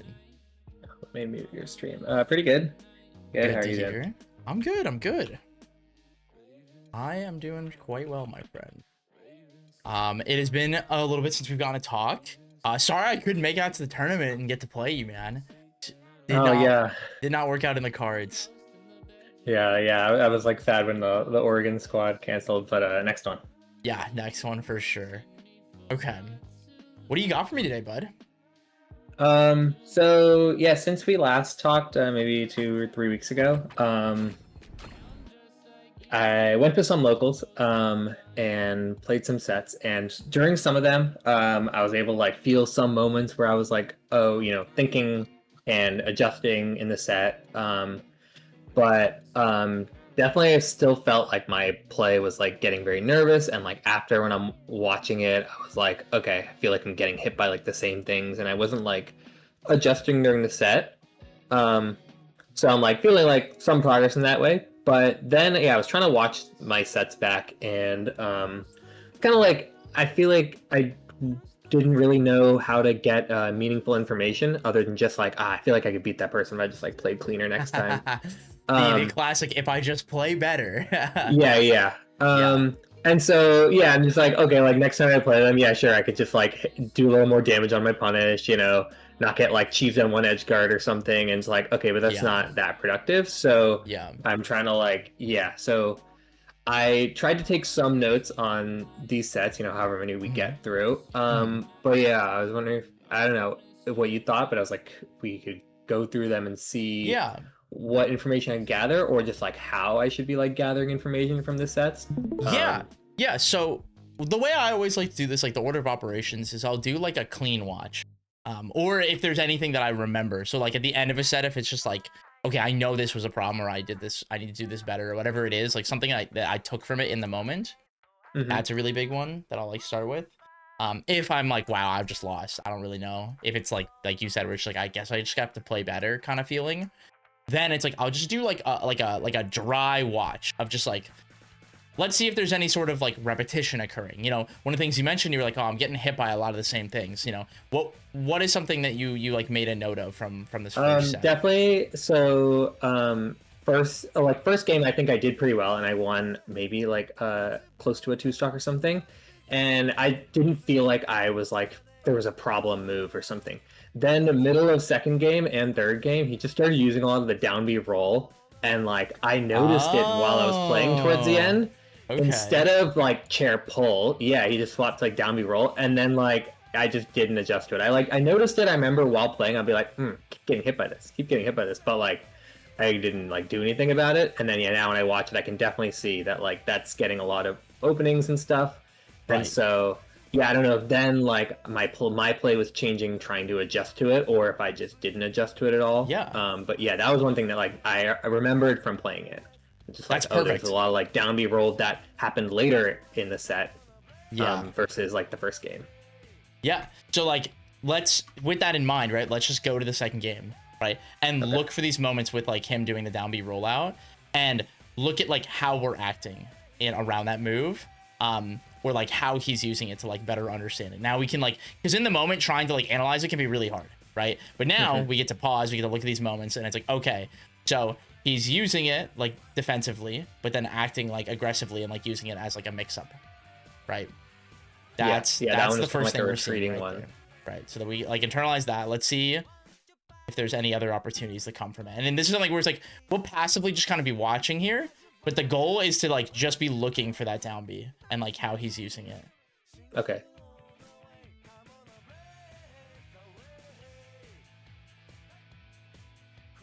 Yeah, something that like I feel like a lot of the set was like him full hopping or doing the double jump full hop mix up, and me like trying to play around that, not like, and then and that's where like the mix up evolved with like doing the down B roll out of his landing on full hop. That was like the one of the notes that I got from the set was like, maybe stop trying to like challenge people like doing this full hop double jump mix up as much. Like I'll often try and go under people and be like, oh, I have this big up tilt, but that's the move I actually want to talk about with you. Is it doesn't work as well as I feel like it does in my head. You are using that move way too much, which is weird to say, but it's definitely like manifesting into a problem where like a lot of times you'll be like somewhere in the vicinity under your opponent or like near them, and you like opt to try to use up tilt, where it's like a lot of these scenarios where you're doing it, you should just be like grabbing or playing for like down tilt tipper instead. Because that's a lot easier. Like a lot easier. And it's like you have moments like this where you are good about grabbing, and then there'll be this moment where like I think it's after this where he's in this center stage here, right here, and you're like, oh, I'm under him, I should up tilt. No. And it's like, no. And you're just like giving up your tempo by opting to try to force an up tilt. That makes sense. I feel like that's something I've been catching myself since we last talked, of like I'll run up to people and I'll be like, I hope they do this thing which will let up tilt hit, and I'm trying to like every time I go up to them, I'm finding myself getting a way more like I just run up and grab them even though they've been shielding for a whole second, because they're probably expecting me to up tilt, and a lot of times I would just up tilt the shield. And like let's talk a little bit about like the function and like everything around this. Like let's go even deeper. We're fighting Lorena, right? What is the most important thing that we don't do against Lorena? And that's like whiff in her face, because then she gets to do whatever she wants, right? We're actively trying to play like keep away. The mix-up is like going up and like being in her space and stuff like that, but the way we're trying to get rewarded is off of like stuffing her out. And I think there are moments where you're really good about this, but a lot of times you really need to focus on the idea of like, how do I make this character's job harder? And it's like, oh, I don't know what to do. It's not like, let me just try to run up and like find an up tilt or something like that. It's very much just like, okay, let me like not give you something. Does that make sense?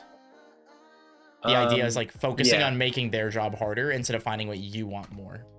Okay, so like if I'm trying to like just be like, okay, like if I go in and like hit this, I can force this hit. This will be good for me. And it's just like, and it's like making their job easier if contextual. That's the idea. Is like what we need to think about is just like Lorena at mid range, not scary. She's just not scary, right? And so we have to like rationalize that, focus on that, instead of just like, I don't know what to do, let me go fight her. I don't know what to do, let me go fight her. And it's like, you don't have to do any of that. That makes sense? Yeah, that does. Like, yeah, this I is guess good. I could think of it from like what would be good reward in my end, but also like what's their good reward, and then maybe just like making sure to not give them that. Yes, exactly. The goal is like understanding like what they can and can't do. And then here you did one extra regrab, by the way. Yeah, I noticed that. I was like, this snare I think should have been good, but I stalled when I didn't need to. Yeah. What you probably should have done was like, on this regrab, I probably would have just like gone down and tried to hit her, or you need to like hard respect her and like bait up B, because like you can't beat the up B until the last couple frames where it's not invulnerable. The first part of it, like this, just beats moves like completely. So that's why this fails. That makes sense. God, that looks so funny. Oh my god. Yeah, but so like basically it's like this giant like rectangle here of just like invulnerability, and then right as she's about to reach the peak of it, it now becomes like you can hit her hand. That makes sense. Yeah, I've seen that whole like colored wrist part is like Yep. intangible in that Yep. first, or for most of the travel. Yeah. Mhm.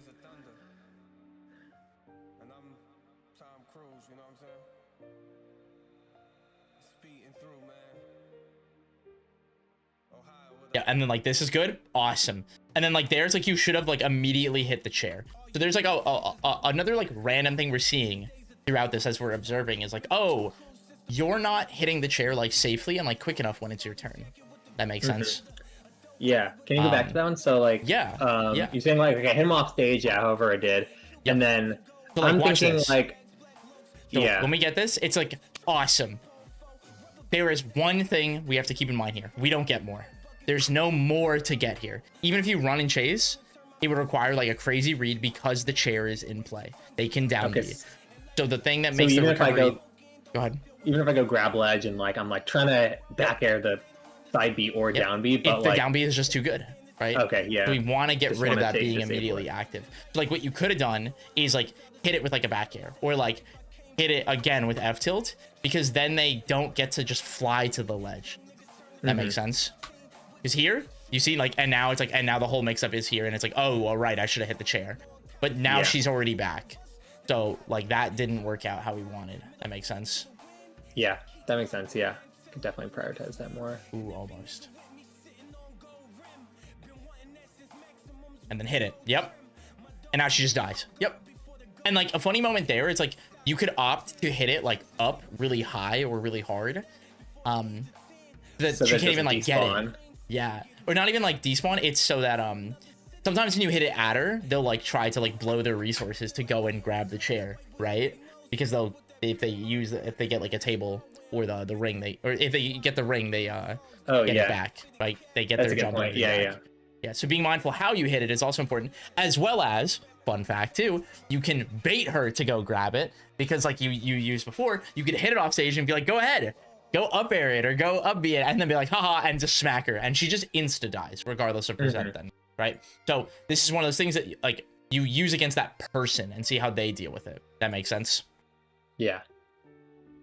So the big thing we're definitely like failing at, I think, is like being more respectful of like Lorena's options. I think in this scenario, you're too fixated on like what is like good with Claren instead of like what's harder for Lorena. So for example, in this moment here, you dash back and like you try to do this jump nair, but had you done like spaced nair here, it would have been way more oppressive. As well as, to be honest with you, you should have been punished way harder here because they could have grabbed you because you landed in front of them like that. That makes sense.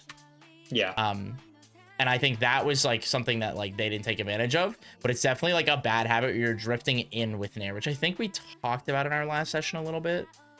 I think maybe, yeah, that was another, like the other note that I wrote about this was, but even in the first game, there's times where I'm like, oh, I'm doing good, these like down tilts are good, and I would hit him or control space, and then I don't know, I'd get bored of it and then do 3 down tilts and then do a full drift in fair or nair. Yeah, and I like occasionally I would catch a jump out of the down tilt spacing, but it did seem like it was just too risky and giving up all my space. Exactly. Yeah, and I think this is a major issue. And like I want you to see this. Like, watch, we whiff up tilt, and you just get bullied. Like this is the move that you don't whiff in this matchup at all.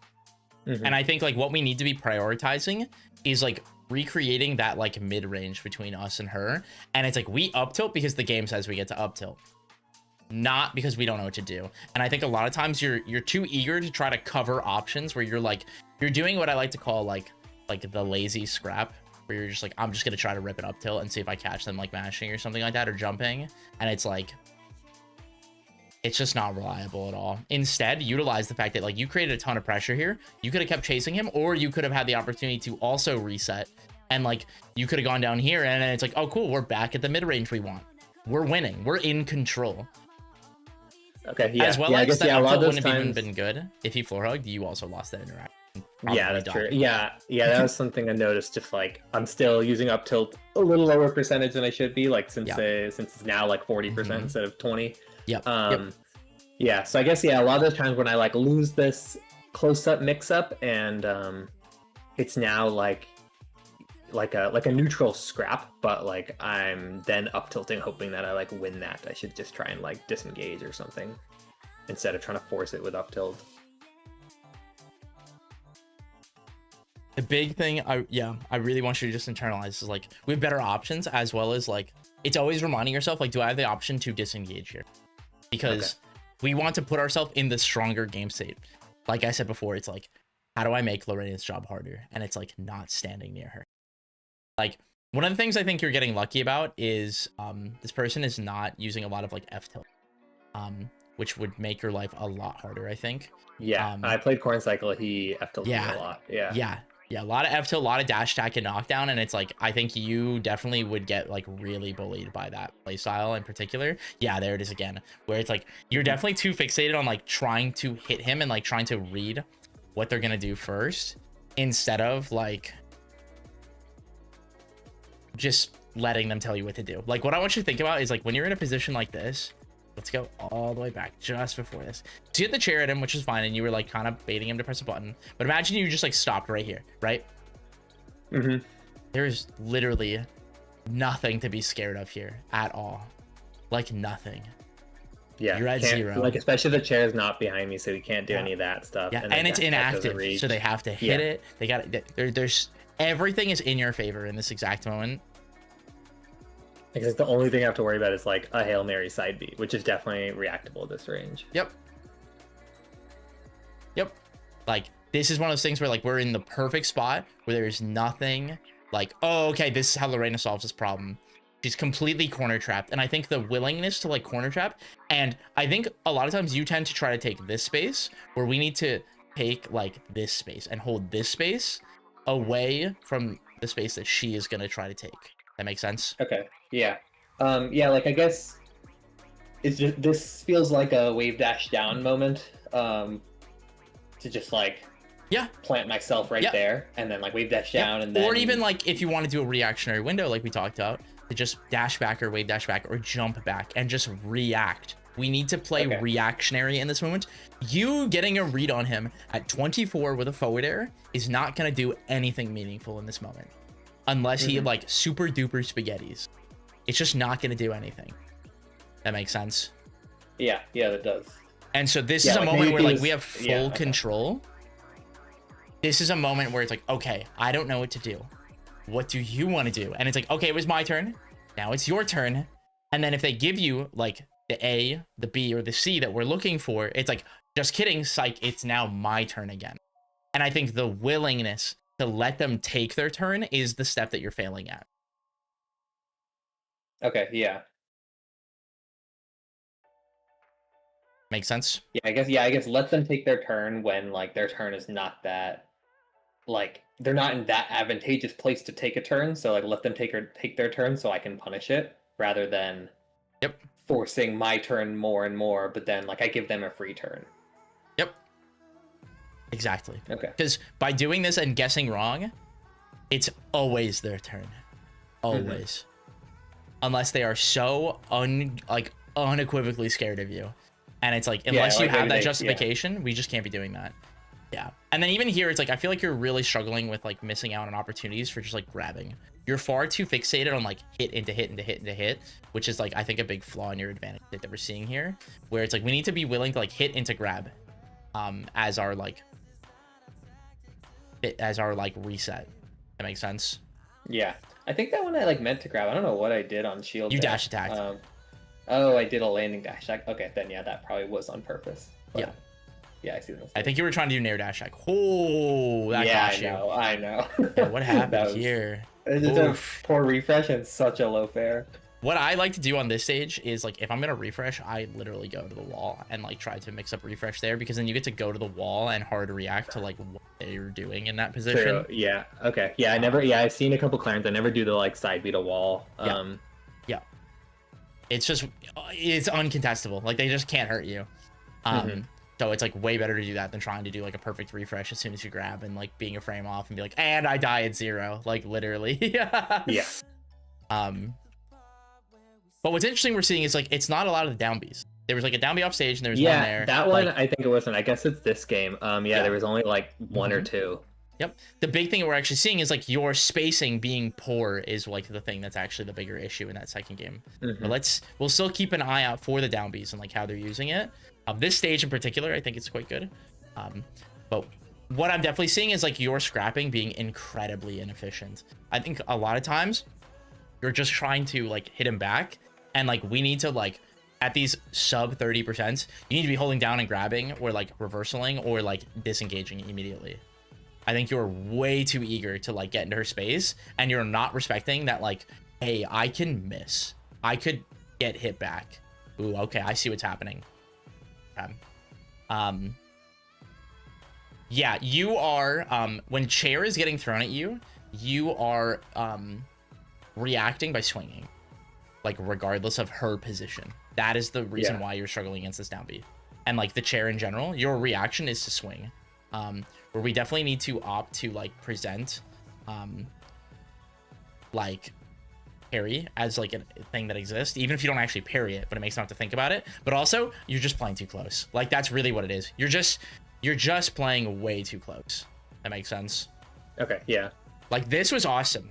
And it's like you hit the chair, and then you like you're like, I want you to see like the range, because it's kind of funny the way this is imagined, where it's like this is mid-range.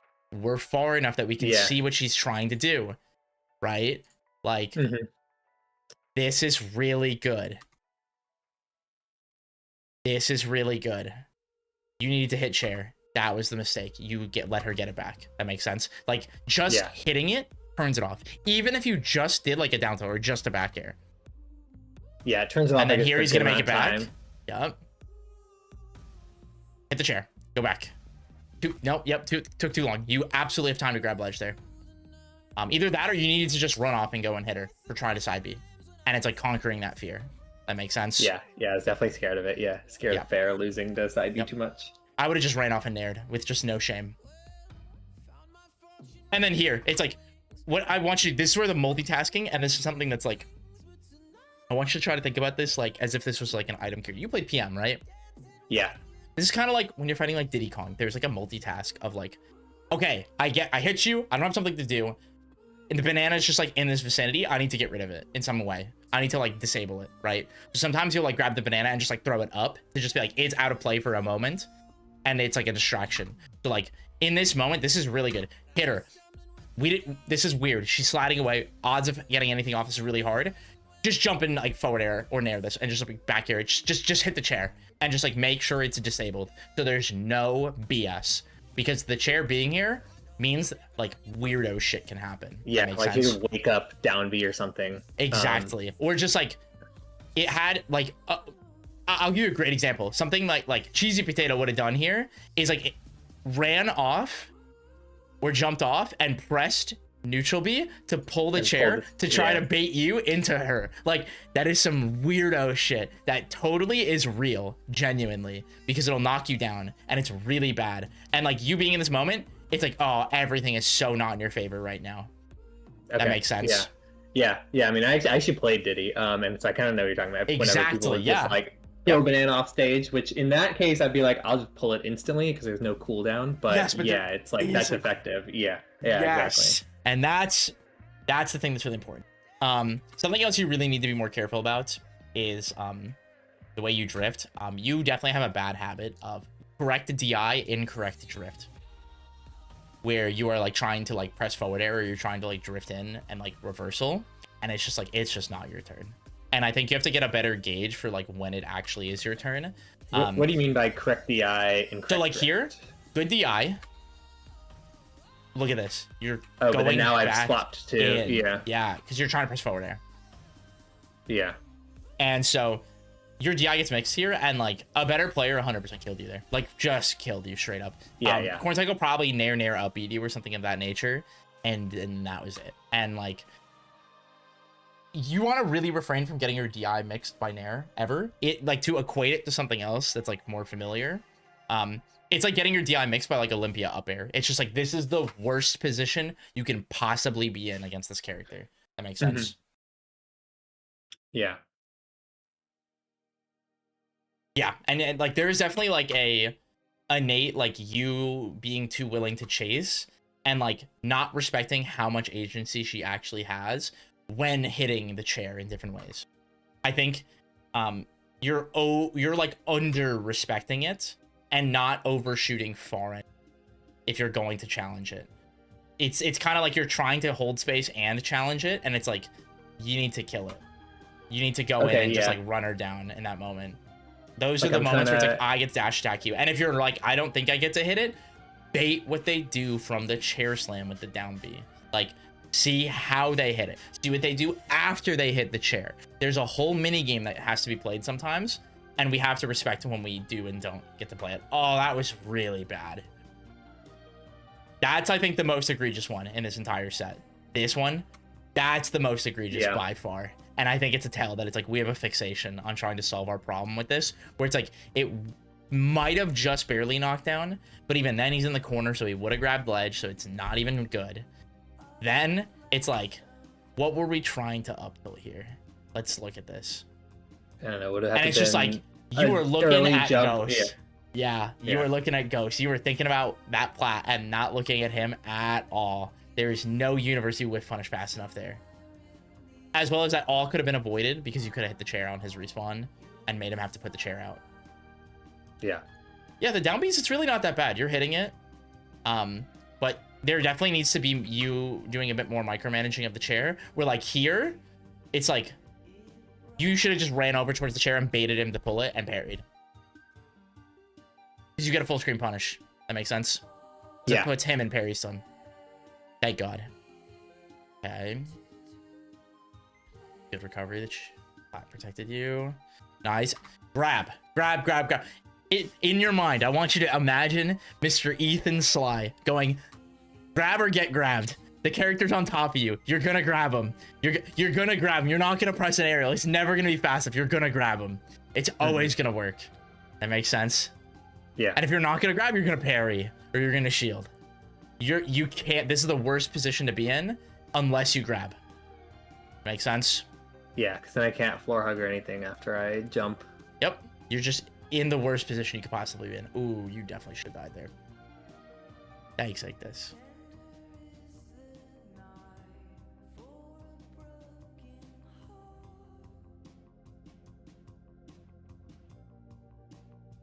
Well, you did not react to that tech chase at all. That one was better. Good. There, you definitely needed to like go out. Yep. Oh, you wasted. Okay, what you need to be doing more of, okay, is like moments like this. I'm not gonna go down. You need to refresh like this. Does that make sense? So that you get your get him back. Yeah, you do like a lazy hack stash essentially. Okay, because like here, I should probably do the here. laser oneer with neutral getup. I feel like I'm scared to hack stash. Yeah, like I can hack stash, but like I'm scared there because I'm like I'm gonna mess it up and then get grabbed. Yeah, but he's really low. So like this is what I mean, where it's like you do this regrab, fine, and you're like, oh okay, I'm not comfortable going down there. Do like I mean full on drop, jump, slowly do it and react. Like, use it to time your regrab. It doesn't even have to be, like, a perfect hack. That makes sense? Yeah, okay. Because it's not, like, from this position, there's just no way that you get hit here. That makes sense? Yeah. Yeah, there's no way he can even grab ledge while I'm going to refresh, yeah. Because what happened is you use your last grab and you're like, well, now I have to go down. And it's like, and we just weren't thinking about what he was doing anymore.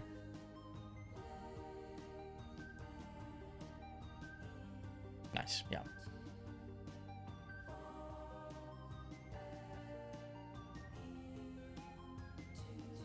I do think you also even both those fairs like seemed like this, even though they both hit, I think, but that seemed like the same problem. Yeah. Yep. It's just desperation.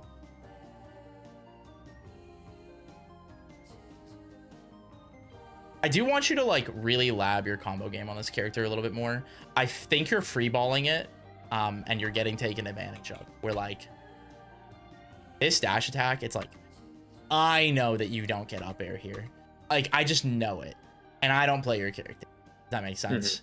Like, this is one of those things to really internalize. It's just like, we got to keep it simple. This is a character.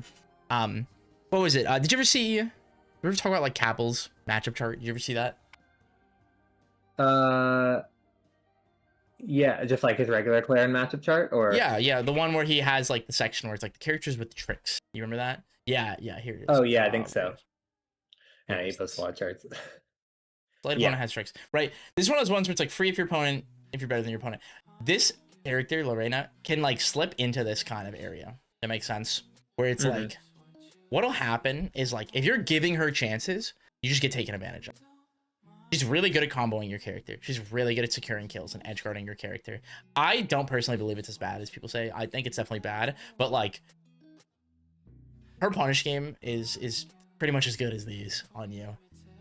It's a little bit harder if you like really commit to camping her, but like that's hard and exhausting. And so in like reality, it's like you can get gotcha'd by her really quickly. That makes sense. Yeah, definitely. And I think that's one of those things to realize, like we need to prioritize not giving them chances. It's fine to take risk. Like we're human. We're gonna make guesses and things like that and like play it out. But we definitely need to not just fight when we don't know what to do. And when we get our hits, it's prioritizing like simplicity. That makes sense? Yeah. So actually, no, what do you mean by prioritizing simplicity? Do the things that work because the game says they work. Don't get spicy. Don't try and like make reads in the combo. Yeah. You don't need you're at like the same percent here. You don't need to make a play at all. You need to hit Lorena. And you need to make that hit count. Not hit her and be like, it's not like you're at like 150 and you're like, I gotta make a play. I gotta clutch up real quick. It's like, I'm gonna dash attack and I'm gonna up tilt you. Or I'm gonna smash attack you. And I'm just gonna get my payoff immediately. Character with a strong punish game can get you. Thanks, Big Natch. Yeah. No, this character is really spec'd into punish. Her neutral is not good at all. Yeah. Right? Like, that's the thing to rationalize. Like, this character's neutral is not good. And yours is very good. Your dash dance is 100 times better than her.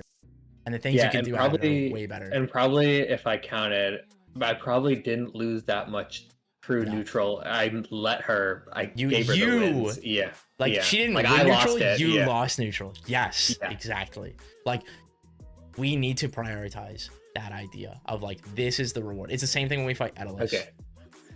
Yeah, like, I'm like, it's okay if I lose neutral and they, like, come into my space, and if I do happen to lose it, but I shouldn't just let them, give it to them for free. Yeah.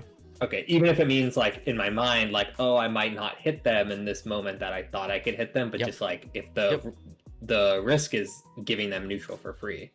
Okay. Yeah. Yep.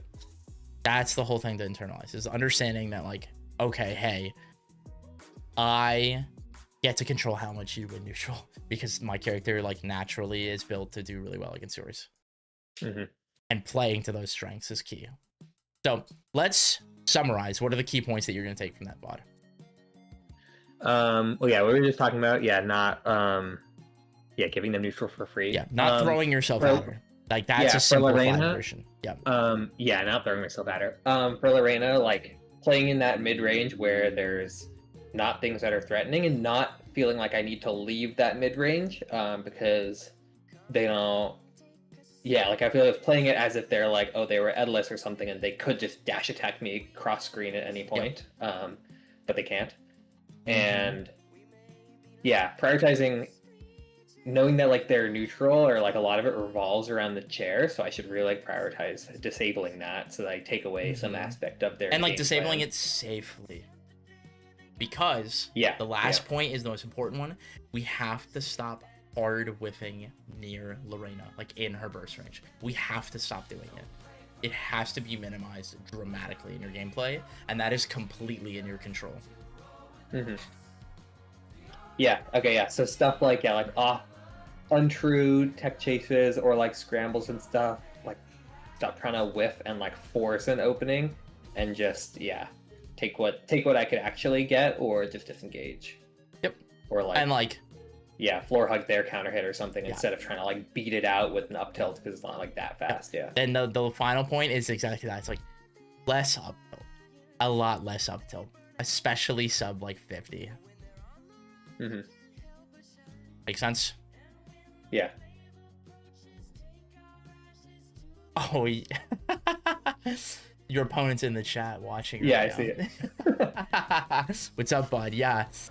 Hey, man, you should... I'll give you a freebie. You should really up tilt more. You should do that. That's a really good... And F tilt. You should use those moves way more. Like F tilt is kind of busted in this matchup. Floor hug F tilt kind of broken. Big fan of Lorena F tilt. And then doing down B nair to throw the chair at Laren is really good. Anyway, those are my 2 freebies. That's big smart, yeah. All right. Any questions on all that, my friend? No. Okay. Which one of these do you want to watch more? I think this one. Yep. Yeah, the one versus Absa. Yeah. Yeah, I think big things that I noticed in this one was wasn't presenting parry. I wasn't presenting a mix-up off my ledge options.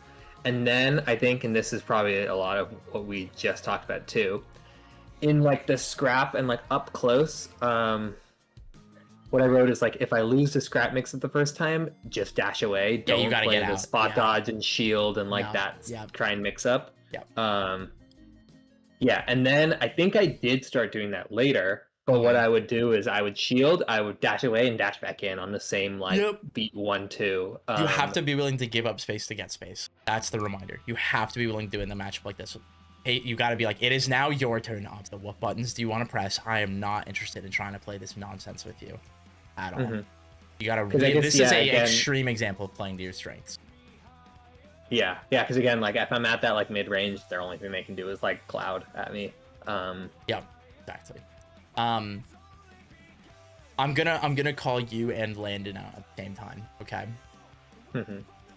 This up air brainworm thing, it's gotta go.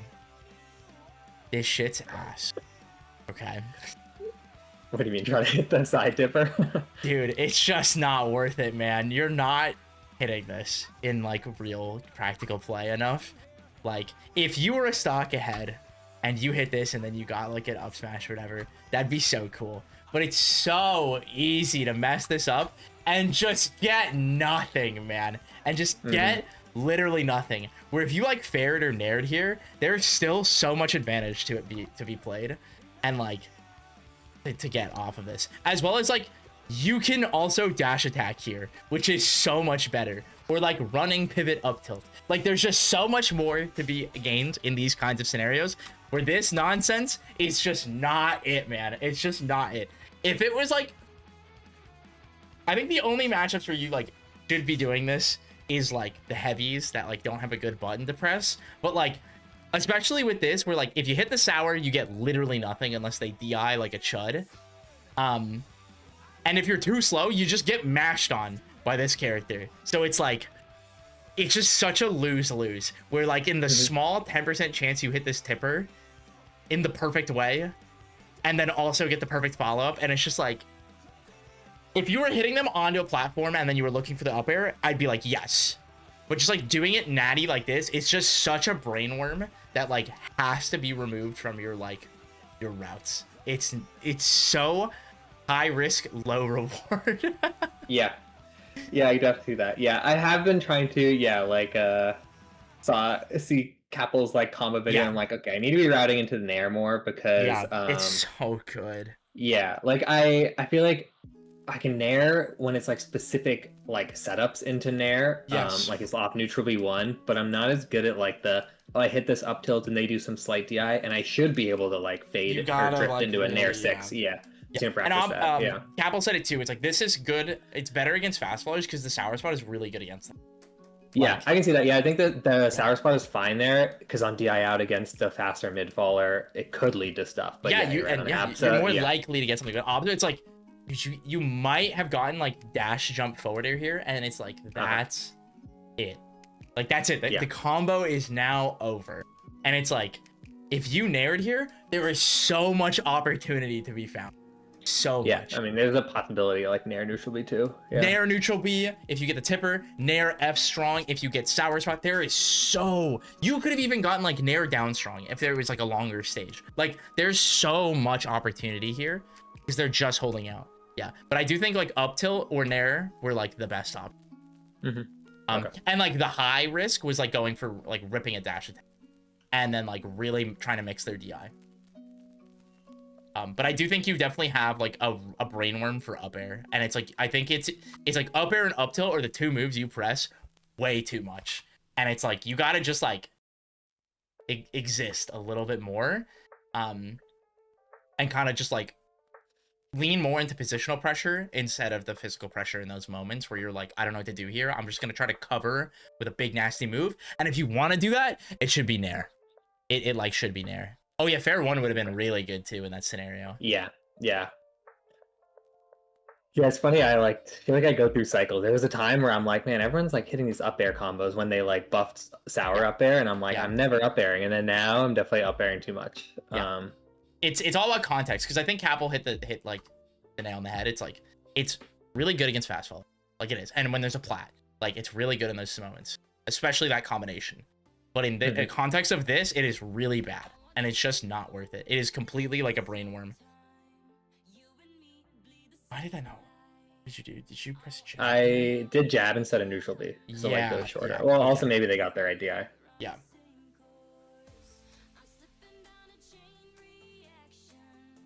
I think you just have a really bad habit of like staying too close to your opponent for too long. I think you like, where it's like you go back in too often.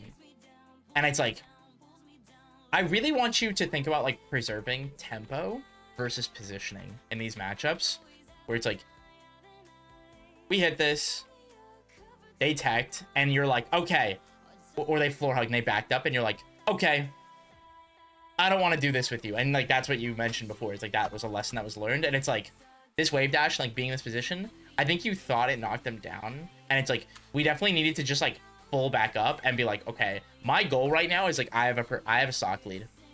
We're basically just trying to get Obzo to like 4. That's literally it. And then everything gets easier. But you need to like preserve your life to do that. Not kill. What do you mean by like, would you say like the tempo versus positional? So if we have this, like right now you're controlling the tempo. She is very much like having to conform to the decisions you're making because of like the hitboxes and the positioning that you've presented. We are staying at this mid-range around her, and then it's like, cool, this mid-range is good. If she breaks the space, it's no longer mid-range. And then you don't swing with her breaking that space, you move it towards her, and you're meeting her like in the middle instead of like continuing to just cover the space between you and her. And so it's like you needed to swing or back up, and you did neither of those things. Okay. And if you had done that, you would still be in control of the tempo, where she is having to conform to the space and the like the problem of like you are swinging and covering yourself constantly, and she just does not know how to solve that right. Okay. Yeah, I guess this feels like when I have control, I'm giving it up way too easily. You really are. It is a problem where you are like, I'm in control, I have to hold this space. And it's like, I want you to think about, like, put yourself in like Obzo's shoes. If we go back this position where it's like, okay, this, boom. And it's just like, dude, I can't hit the clearing back here. And I'm at 20. Right. I didn't even remember what happened, but all I thought was like, oh, the only thing they can do is dash attack, and then it's literally just like dash attack, or just like try to chase retreat, like retreat. Yeah, and it's just like all you have to do is just like you could have just like baby dash or wave dash or dash back or jumped back, and it just a little bit to be like, what does the Obzo want to do? And there is just nothing meaningful that she can do in this space. This is the same thing when we're fighting Fleet. This is the same thing when we're fighting Lorena. This is the same thing like if like. Remember that matchup chart, like all this characters. The same thing against Edalus. It's like there is nothing meaningful here except Edalus with like dash attack, but like that's literally it. Literally it. And it's just like they just don't have a good button here. That makes sense? Yeah. Okay. Any questions or thoughts on that? No. Yeah, big thing I'm realizing. Yeah, just try and like maintain my position to keep the advantage that I've like gotten instead of giving it up and having to re-earn it. You, my friend, are greedy. Like, I think you are just very greedy to like keep winning, and it's like, it's not up to you. They do get a turn, and I think you need to be okay with them having a turn, because like I said, it's like it can be my turn, then it can be your turn, and then if you pick something that I have an answer for, it's like, haha, it's my turn again. And Clarin is so goddamn good at that, because she has a gigantic sword. And I think this is a really great lesson as a reminder. I forget if I've told you this phrase. It's remembering when you're the one with the sword and they don't have it. because you just get to be this like squat. No, you just have these no buttons. So I'm just like, nope, nope, that doesn't work. No, you don't get to do that here. Nope, you don't get to do that here. But the moment you're like, ooh, I want more. Ooh, I want more. And you try to lean into like the spacey, because Claren is kind of like a spacey in that way, where you get a lot of value and reward for hitting people, and her mobility stats are very like spacey-esque with the dash dance and like positioning that she takes. But it's like, there are moments where you're just like, I am playing keep away. We do not want to scrap with this little freak on the screen right now. We don't. And so what we're doing is like, oh, it's your turn. Take a step back. Go ahead. What do you want to do? You can't hurt me. You can't hurt me right now. I'm not scared of you. And I think there is like this unknowing pressure you put on yourself constantly to like, well, I got a hit. That means I have to hit them again. And it's like, no, I want you to swat the fly. It's no different than like in certain matchups in like PM where you're just like, yeah, I'm just forward airing and running around them. That's what this matchup is. And it's literally the same thing as what you would do with Diddy Kong. I'm just forward airing and back airing and being like, no, no, no, no. And then occasionally like whiff punishing them and getting value off. That is exactly what Diddy Kong would do. The only difference is you don't have a funny banana. Yeah. I guess I'm probably like what was going through my head is, yeah, like if this one did knock down, which it clearly didn't, is like, oh, I hit them. If I like dash back, they could, you know, get on that plat and reset and just have like full movement ability and like try and cloud or something, which is, honestly, like not that threatening. So I think in my head, I'm like, oh, I hit them. I should go in and like punish their wake up options, like up tilt the jump or something. Like I'm trying to like push that advantage. You don't have to even be there because you'd be knocking them into the corner. So like you could have just taken a dash back and you have your giant dash attack where they're at a knockdown percent for dash attack. Like this is the thing where it's like you're missing the context fully. And what I need you to do is when you hit somebody and you don't know what happens, if it doesn't put them into tumble or knockdown, or you don't know if it does, you have to dash back. You have to do it. You have to dash back. You have to jump back because you have to stop being in that space of like, I am gonna just like fight, or you need to hard commit to holding down and being prepared to getting hit back potentially. Because I think you're too fixated on hitting them again. Makes sense. Yeah, like I have the idea in my head of like, oh, I'm gonna run in floor hug, but like instead it's so much harder. Yeah, so much harder. You're making it harder for Okay. Give me 1 second. I will be right back.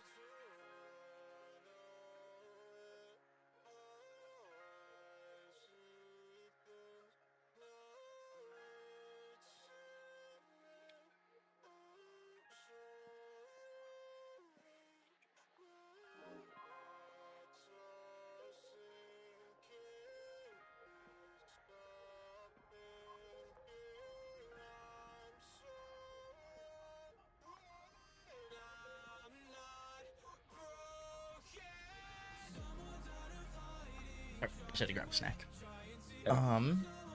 Okay. I'm just gonna kind of let this play out, and we can talk a little bit about just like this philosophy of just like letting your opponent take a turn. And like, I think we talked about this in our first session, which is like the idea of like letting the game tell you what to do. Do you remember me telling you that phrase? Like, the humbling thing that we need to have is like, it's okay to like acknowledge your own hesitation or discomfort. You are not going to play perfectly. And you have to find peace with that, where you're going to miss opportunities. And the more you accept that, the longer you'll maintain control and beat these players that are similar or just above your own skill level. That makes sense? Yeah. The skill you lack is self-control. That makes sense? Yeah, of trying to not rush it or not like force my way in. Yep. Because you have a ton of knowledge, but you lack the confidence and the awareness currently. And so we need to build that confidence. If you need to bait someone, do like the bad roll 3 times and then make it count, that's fine. If on the way there, you're not just flailing to find it. That's the idea.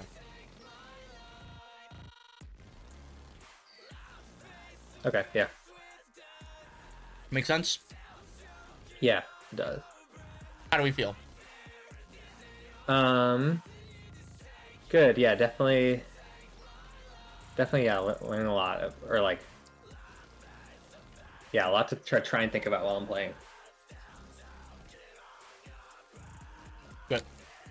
All right. Any questions? No. Okay. Let me just throw this one on. What did you make a note of in the set with Xena? Let me see. I think again this would come back to that spacing. I think I would like try and dash through her. Basically every time I got close, I would get like hit. And I think that game 3 or 4, whatever, the second Green Hill game, I think I really did notice this, and that's why like this one on that game it felt good. And I was like, oh, I kept just like wave dashing in place and like never forward, and it worked really well. And then yeah, game 5 that I just started to like, I don't know, I think I didn't continue to do that, but that was something that I did notice watching it and like in game. Yep. And then yeah, rushing my follow up, and like sometimes rushing it and doing it in a way that isn't safe, like like I would up tilt a plat slow and then they would shield, when like I could have up tilted it if I like waited, or yeah, she'd like a wait and I could have got the tech chase one, but I would rush it in that way. Yeah, same with like the dash tech follow up. Yeah, I definitely need to not try and be making reads off the tipper stun hits. Yeah, I think the big thing is just being aware of like, I don't know what to do, and just like letting things happen and then recreating scenarios more. I think you're definitely just putting too much pressure on yourself to perform, and I think that's also what's compounding into making you nervous, is you're like, I gotta make every hit count, and it's like, you really don't. We gotta build up the confidence as we go. I guess like, should I like, yeah, something you were telling me also is like, oh, try and like figure out their habits, their DI habits. Should I like start out a set and approach and just be like, you know, I might not like this first couple hits, I might get very little punish, and I'll just like try and figure out what they're doing and stuff, instead of like immediately starting off the set trying to like, you know, hit a ball. Yeah. If I hit the neutral B1, read their DI, and then figure it out and try and make some mental notes. Okay. Yeah, exactly. Especially like when you're playing like a best of 5 too, you have so much time. You're gonna find forward throw neutral B like 30-40 times in a matchup like this. So figure it out and like feel it out. That makes sense? Yeah, like they're like maybe in the beginning of the set, kind of only really like just do safely, cover, roll in and stuff, and then take note, is it working or is it not? And then at the end I could be like, okay, now I figured out they are a roll outer. Like I think the move that you're really good at recognizing people's DI is like your up tilt, and it's like we need to be able to recognize the way people are DIing your nair as you're hitting them, is getting more aware of like the way that they DI at higher percents, lower percents. Like certain people have different tendencies, and this is a people thing. And it can manifest with different characters, where a character might feel more inclined to DI in certain scenarios, you know? Character like Olympia, it's a great example, where it's like, there are times where it's like they have to DI in when you grab them at the ledge, or because if they DI out, or you know, no DI, because if you DI out as Olympia, they get down air and they just die immediately. And if you show them that, then like that, now it gives them the opportunity. It's not assuming that they're gonna do it. It's going, okay, let's see if you do it, and have it higher on your like prediction, like your mental stack.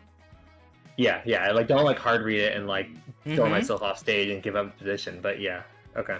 Yeah, we have to be willing to see it. Yeah. That's the whole point. Okay.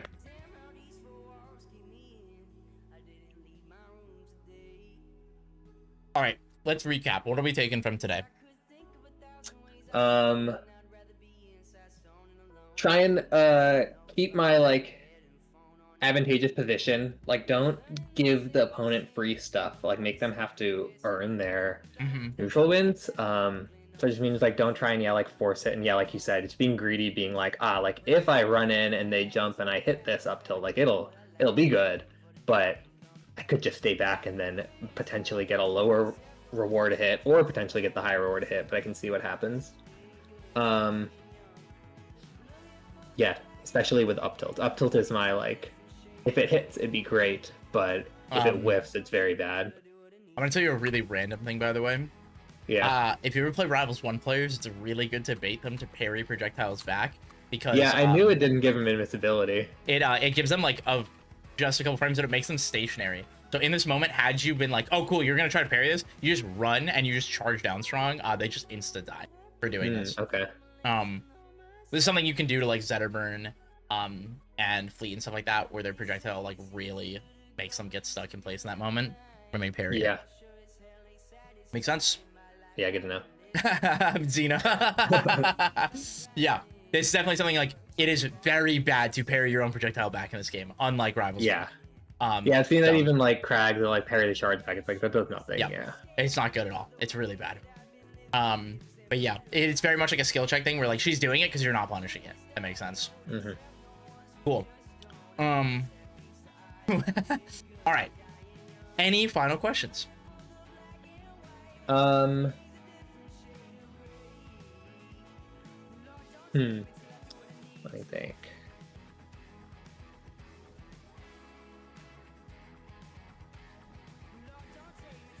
I don't think so. Nice. Yeah, I think the thing that like I was like playing these sets, these locals, and I felt like I was definitely thinking more while playing. That's good. But yeah, I was definitely but I realize now I'm like I didn't actually like pause fully between the games to like think about it then. Remember, so just yeah, between a so game, one good thing, Mhm. one bad thing. Just start Okay. there. Keep it really, and it can be really surface level where you're like, I feel like my throw combos are bad, but it's like, but my Nair confirms are really good right now. Let me play to that. And like, feel it out. Like, be more honest with yourself while you're playing. And also like, don't be afraid to just be like, okay, this thing I'm like, today, my back throws are bad.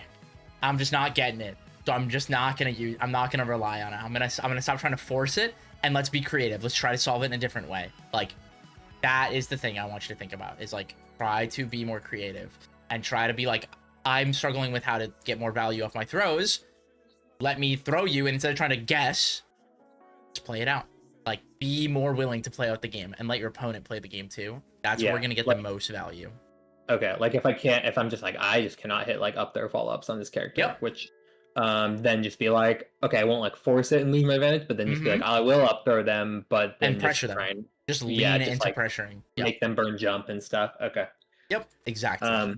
Okay, yeah, definitely, yeah. Big takeaway was just like not trying to rush things and force it in. I think that like something that I need to try and figure out is like how to do that without just like, okay, I down tilt and or F tilt, lower ward, and then just not take any space ever. Like I'm like in my mind, I don't think this is true, but I'm like, but then I feel like I'm just gonna be like nickel and diming them until their stock is gone. Sometimes that is what you have to do. And like in certain matchups and like certain percent thresholds in certain positions, you do have to nickel and dime them. But you're a character that is actively rewarded for doing that, especially against floaties. Because like, let's look at a situation like this. A move that you're not presenting at this time that would make this so much harder for her is jabbing. Because now your jab is, if it hits you, you die. Like if it hits you up. And if you miss a tech on it and you get slammed into the ground, you also die. And this is like the kill move. This is like the instant setup move. And it's like, and you have aerials that kill. And your sword is bigger. And it's just like, are you also at risk? Like, you can't get hit by Nair and like back air and stuff anymore, and you don't want to get grabbed anymore. It's like, that's true, but it's way harder for her to grab you than it is for you to hit a jab. Yeah. That makes sense? Okay. Any questions? What should I, in the next, I don't know, few weeks or so, be like specifically looking for like while playing? This exact exercise that we just did is what you should be repeating, where it's like keeping in mind now the stuff that we talked about, like your focus points, taking that into your play forward, and then looking for validation if you're improving at these concepts that we're talking about. And then along the way, like we found, there were other problems, and like internalizing and slowly building the list and like seeing what you're doing good at, and then picking focuses. So like your big focuses would be like, we have to stop up tilting and like hard whiffing when we don't know what to do. And then we have to be willing to give up more space to find opportunities. Those are like the two ones that are like really in our control that we can build off of, and then go from there, because then we can look at like character specific stuff. Like what we're practicing against Lorena is like applicable against these other characters as well, and it's broad, but there are different rules that we have to follow against Lorena than we have to follow against Fleet. That makes sense? Yeah. Okay. Yeah, but like this the exercise concept of is still not giving up the space still stands between both of them. Yeah. Yep. And like this whole idea is like all applicable. Cool. Yeah, cool. Super useful. Awesome. All right. As always, if you have any other questions, let me know. Keep me updated, and I'll talk to you soon. Okay. All right. Thanks. Bye. Woo! All right, we got one more. Let me open my game.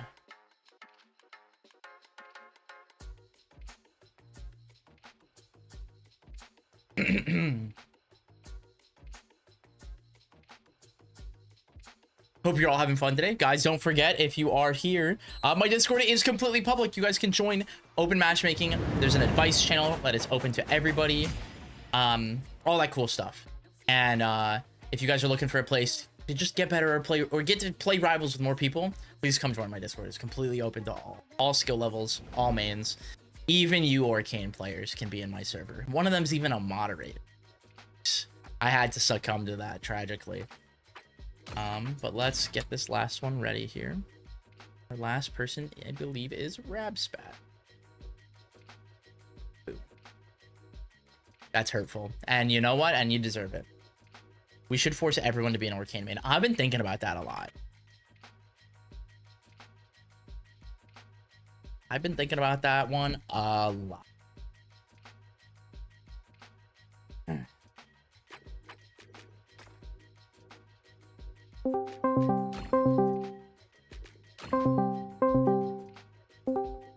Hello. Oh. How's it going? It's been a bit. Yeah, it has been a minute. I'm doing all right. How about you? Can't complain. Can't complain. Been busy, but good busy. Seems like it. Okay. Let me see what you put in your scheduling here again real quick. Ooh, yes, you've been playing Lorena. I remember that. Yeah. Yep, How's that yep. been going? You been having fun with her? Yeah, she's fun. So good. You know, I used to play Maple. Yep. This is like the first time since playing like Rivals, you know, 1 or 2 that I've just, you know, I have a different main now. For the dedicated Maple main in Rivals 1 and 2. Yes. And then Lorena kicks ass. She's so fun, dude. So it's so I've fun been to be the having fun with character her. that gets to play with their thing, you know? Yeah. I feel like when I picked her up initially, I was struggling a little bit. You know, at launch. Yes. She was struggling a little bit. But Mm-hmm. I knew eventually she would get buffed, and The early investment. Yeah. And you know, she's in a good spot right now, but I feel like as a player, I don't know. I feel like I'm not taking advantage of all of her strengths as well as I could be. What's an example of something that you feel like you're not very good at with Lorena? I mean, Lorena's just a character. She cheeses you. Yeah. And I feel She's like really good at that. I don't do enough of that. Okay. I feel like I play her. I get the opponent off stage and then like rinse and repeat edge guards, and like I'm not getting those early kills consistently. So the rule of thumb with characters like this, and this actually I want to talk about this like in depth for a moment with you, because this is foreign for a lot of people to be like, how do I play the cheeser character or the character that can cheese? And it's really important to understand like the way you find these opportunities is it's all about the setup. What are the setups that give you that, right? And so it's like the different DI traps, the different moves that confirm it. So like, for example, the moves that are most commonly to give you these openings into like up air as an example would be like nair, or like up tilt. Those are like the biggest ones that do that, right? Is like the idea of like playing for the setup, because it's not like, oh, I just need to find the up air. It's like, why do I get to up air you? What are the situations that create that for me? And that's the kind of thing we want to be internalizing, because it can also be like setting up tech chasing onto a plat can also mean that you find up airs, like things like that. Same with like finding side B. Why do we get to side B people? And like looking at different ways to create that consistency from the starter. That makes sense? Yeah. And that's like a really big thing to internalize, is that idea, is like understanding the different starters. So that's something we can definitely look into. You wanted to play online, right? Yeah. Okay, Do cool. Some online games. Yep, I sent you a code. What's the best server for you again? Newark would usually be. Is Chicago good for you? Yeah, we could do Chicago. Okay, cool. Perfect, that'll work. Yeah, that's really the big thing to just keep in mind, is like the way your character does this is like the starter, and then the other keyword is skill check. Okay. What that is like there are certain situations that we can create where there are explicit wrong answers, and if our opponent picks that wrong answer, it's like, oh cool, I get to do the evil thing, right? And internalizing that as like something that is always on our mental stack is really important. So like a really good example of this is up throw is also a starter, because if they ever get their DI flipped or don't DI, you get the up air, right? And it's the same thing as like with like up tilt and like nair in that way, is finding those opportunities through that, because there's the like guaranteed stuff, and then there's also the when they do something wrong, and both those things are really important. We can't rely on one or the other. That makes sense? That makes sense. Cool. What matchups have you been playing against lately? I feel like I've been playing a lot of Loxodon. Oh, okay. Let's do a little Loxodon. Let's do that. Okay. I think that's a good starting point then, so we can kind of see what you've been up to. Okay. I've just been playing a lot of ranked recently, and Nice. there's so many Loxodons. Oh, yeah, he's quite good. Oh, yes.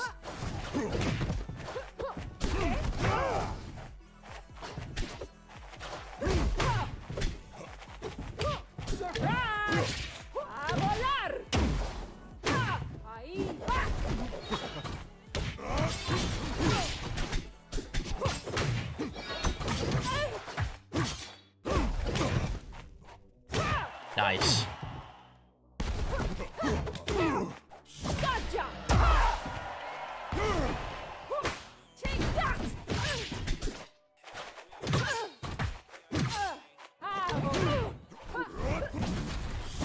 Right, I can't do that anymore.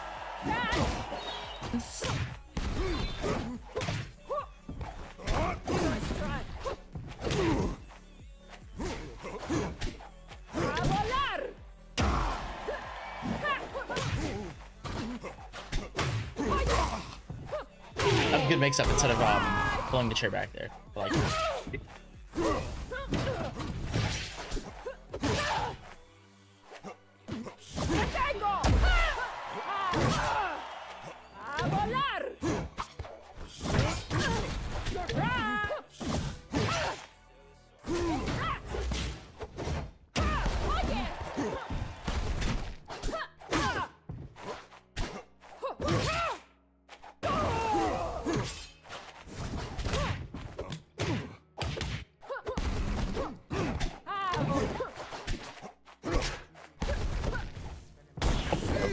I was looking at you, I thought I just grabbed ledge.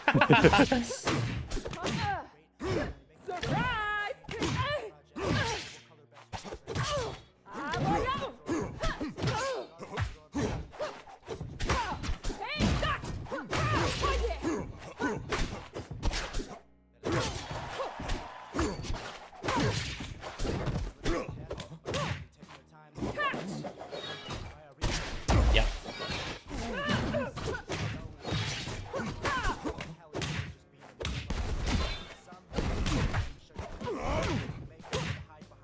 So like there, you definitely could have cashed out. Because I DI'd in on that nair. Yeah, that's I think one of the places I'm struggling, like just looking for those opportunities. Yep. And I just go for like the rinse repeat edge guard.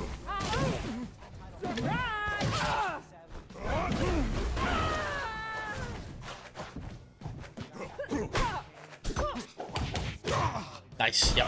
Yeah, that is like a really, really good example. Like what I want you to think about is like, I like to separate like rinse and repeat as like two separate things. Okay. So like the rinse is the setup where it's like You hit me off, and it's like, that's normal. And then that nair is the rinse. Depending how they act on rinse, it's like, do I repeat? As well as, like, even in that moment, like, you should have... The second nair isn't even good. It's not going to kill. It's not, like, a good payoff. It's not going to put me anywhere, like, meaningful. Where it's there, it's like, okay, I'm just going to forward air you now. Like, I'm not ready to go for, like, an up air. Let's go for the easier payoff in this moment. Because there are even times at, like, certain percents or certain characters where you, like, get that nair, and you can side B off of it and just kill immediately. Right. Like, there's a ton of crazy payoffs you can get, but forward air is always the easy one. That makes sense. Yeah, And I'm so it's always like- too afraid to go for like side special. Yep. I have SD'd that way Yes. a lot. Yeah. The big thing is, like, understanding, like, in that moment, it's like, oh, okay, like, they're really DIing in there. So let's say that happened in the first stock, right? You happen to create that scenario in the first stock, and you're like, okay. Let's say the second stock, you find an opportunity, you get that nair, and it's like they DI in again, like, early. It's like, okay, they really struggle with the scenario. I can now try to create this, like, knowingly, like, recreate this, because your character naturally creates this game state. Play for that nair, and catch that DI in and punish it really hard. Because it's, like, higher on your mental stack. We anticipated that. That makes sense? Yeah, that makes sense. The best case scenario, though, is just get better and, like, be more mindful of, like, having a finisher in your comp. I think that's the thing that you're missing right now immediately, is not having a finisher. Where it's like, okay, I don't know where to take this. I'm just going to forward air you. I'm just going to go for the up B. Like, this is something where it's like, try not to overcomplicate it, as well as be aware of, like, I want to finish by putting, and we talked about this, I think, in our first session, which is like choosing when you want someone to go up or you want someone to go out. That makes sense. Yeah. And so it's like, okay, I want to finish this, and I want to up B and put you up there and start juggling you, or I'm just gonna forward air or back air and pay off and go from there. That makes sense. Yeah. Okay, let's try again. Okay.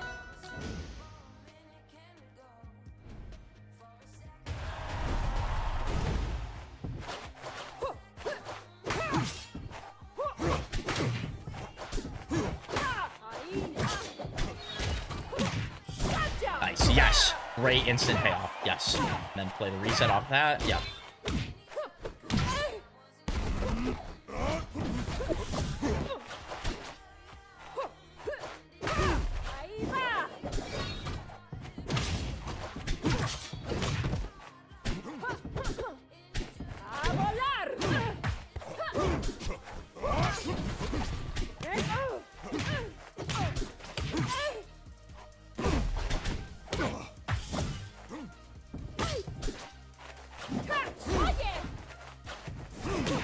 I'm surprised I did not.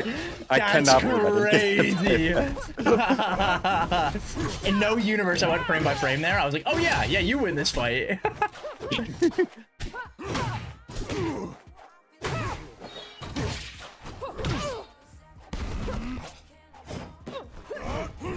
Nice, good refresh.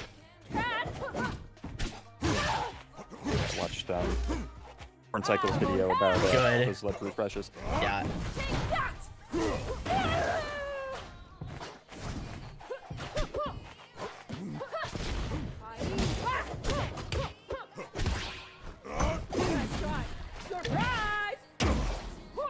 Hello, Hyperflame. Thank you for the raid, guys. Welcome. I'm just doing a coaching session right now. Hope your stream went well. Hope your fundraiser for Battle VC is going well, my friend. Yes, payoff. Boom. Great advantage state. That's good. Don't panic. Yup. Good. You went angled down.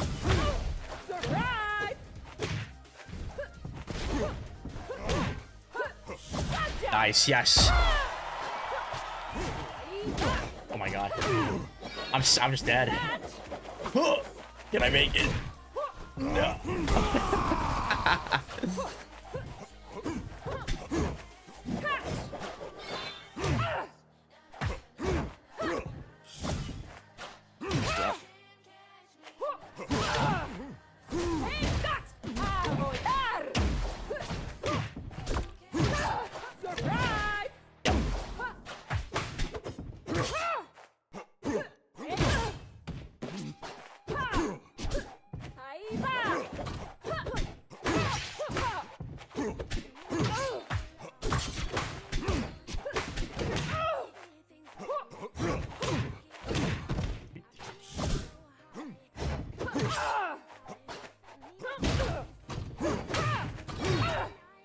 You have a nasty jump out of hit stun habit from playing Maple. Yeah, that actually makes a lot of sense. Yep. I was like, I noticed it the last game, and I was like, let me double check you on that this game, and it's very true. Be really mindful. That is your most important resource that you have next to share. That makes sense? Yes.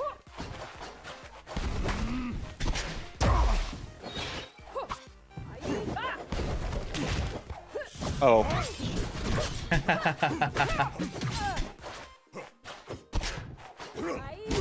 Oh, I got out. Nice. Yeah, that is something really important to keep in mind. It's like, do I even have to jump to mix up here? Because with Maple, a lot of times, like, because you fall so fast, it's like very tempting, and you get to up air and get a lot of height and a lot of distance. But in doing so, you really limit your opportunity. One of the best mix-ups that you lose is doing like neutral chair toss and then jumping to then like mixing up and like trying to reach it and mixing up whether you up B, things like that. There's a really good mix-up in the air to like maintain staying high. And like while you can like waste it because you can like create a table and things like that, especially when you're up over the stage, you really don't want to do that because like that's not a scenario that's going to be like relevant. That makes sense. The double jump into fast fall like aerial is like very tempting to do, but we definitely need to do that more contextually. That makes sense. Yeah. That is definitely like the immediate thing that I'm seeing in your gameplay. And you jump a little bit too much at low percent. I think you just get yourself hit to 30 a little bit too quickly. Something that I think Flop in particular is really good about is like creating scenarios where we hit chair forward. And we have two to three really easy ways to do this. You have down B nair, so like while you're grounded, right?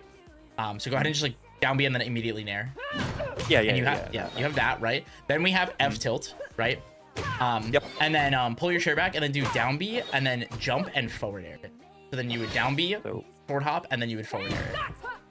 Like that? Okay. Yeah, and so like down B, let the animation finish jump. Yeah, as well as like you could jump and down B too. So like try again, where you go higher. And then, okay. I've never. Yeah. So being really creative in the way you place chair, you're definitely still in the department of like throwing chair with neutral B a lot still. But what this is, why this is not super good is it specifically doesn't cover that space in front of you, which was kind of her like blind spot before.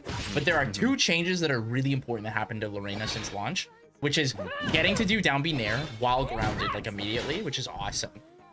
Because now it like lobs, it's essentially like neutral toss for frag, right? Yeah. It's basically the same exact thing. And when you do down B or like the chair is on the ground and you F tilt it or you forward air it, it reactivates chair now when you hit it. So that means you get to hit chair and mix up whether you immediately pull it back. And so this allows you to cover the straight line, which essentially makes this like a boomerang. That makes sense? Yeah. What's cool is in the same sense of like how it's kind of like an item, it also allows you to bait someone to parry or swing in some capacity where you could hit it at them and then you see them try to parry or see them try to do something and mix up doing something like running forward and hitting them or side being as an example if they shield. One of the things that's really cool is in most cases the character is prioritized over the chair simply because they're larger. In a lot of scenarios. So like there was a time where you like ran over and you like F smashed me because I landed like right near the chair. That is a great use case for that. Go ahead. What am I doing? I'm sorry. Oh, I heard your mic activate, so I thought you had something to say. Oh no. But yeah, these are the kinds of things that like we really want to utilize, and it's a massive skill check. Okay, this is something that's really, really important. Is by just hitting your opponent, like with the hitting the chair towards your opponent and seeing how they act. You can literally beat people by just like spawn chair, forward air, spawn chair, F tilt, and just playing that mini game with them and like baiting them to ping pong with you and just going off of that. That makes sense. Yeah. Like if someone is like scared of your chair, you can just auto win immediately. Or if somebody really like is fixated on trying to parry it, you can take advantage of it. And if someone really likes to go and hit your chair, it's like dealing with somebody who likes to go like, it's like baiting someone to go after Lily. That makes sense.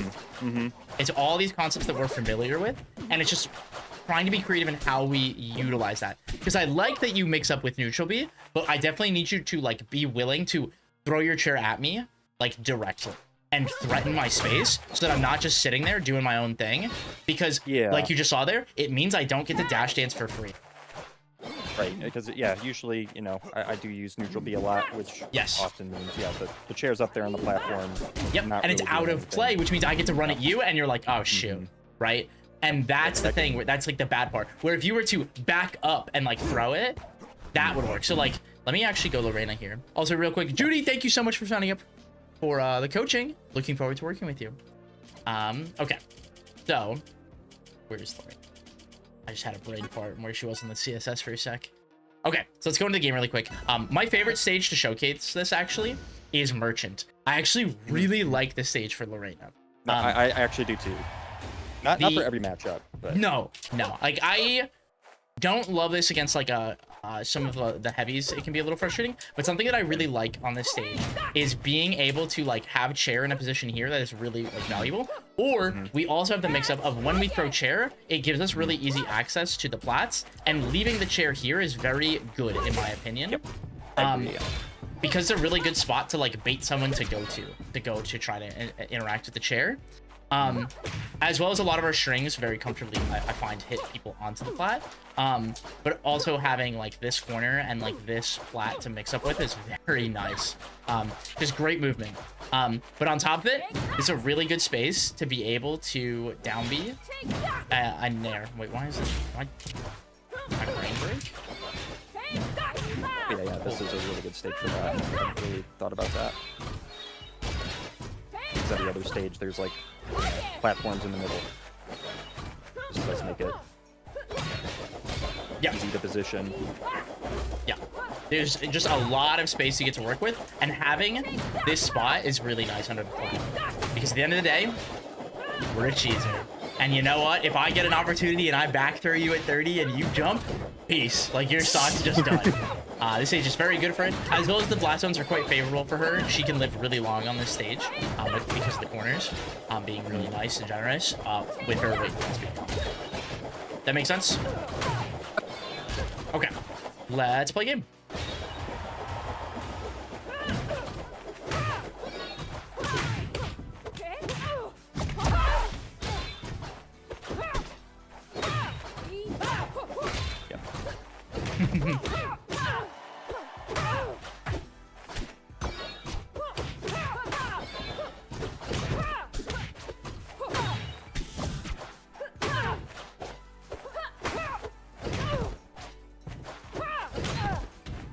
Nice.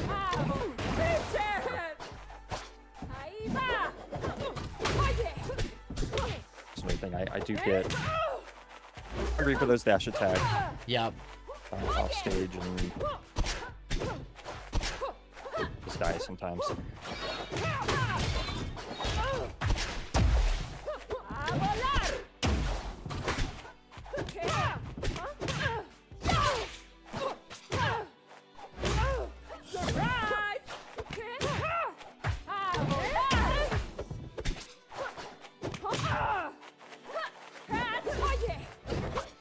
God, nice.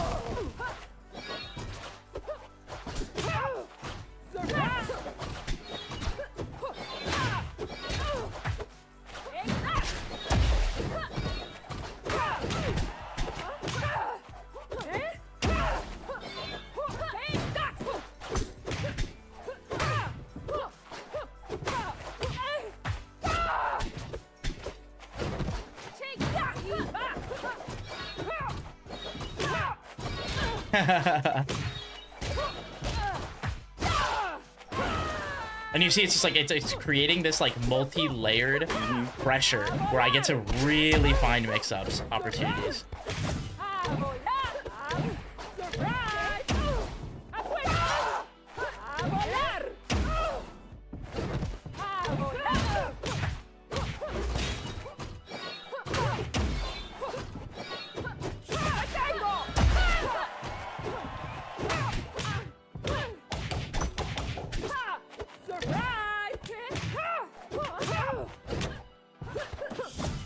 No.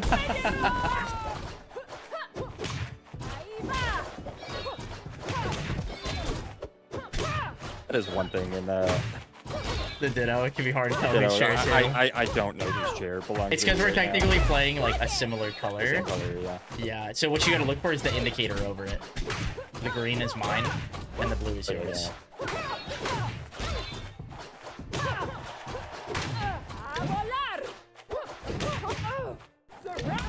Whoa.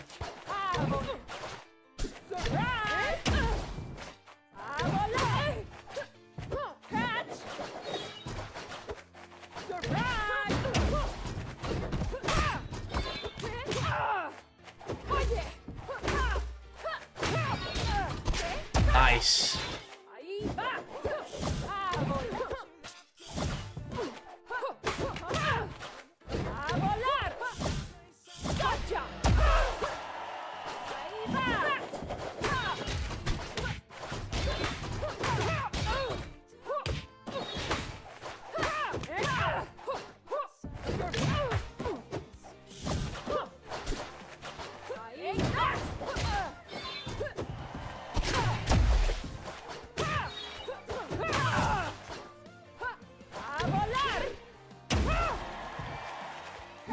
Order.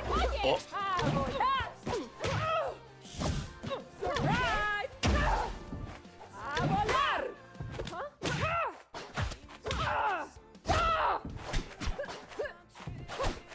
No!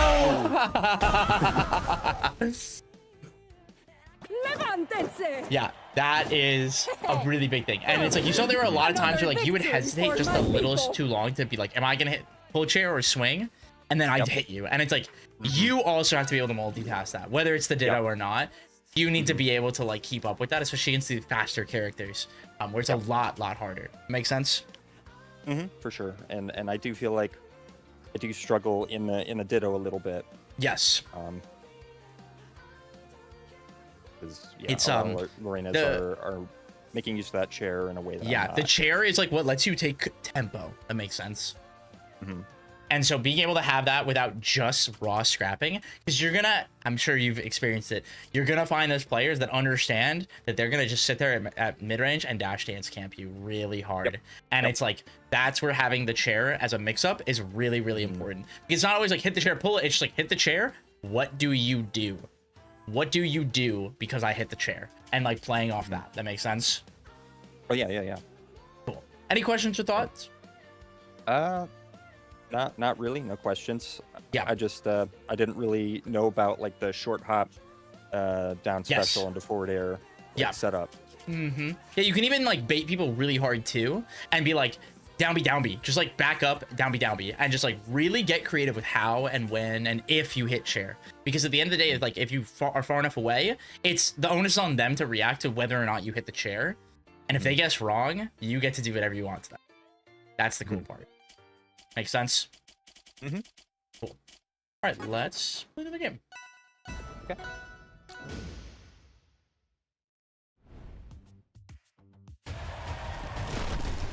You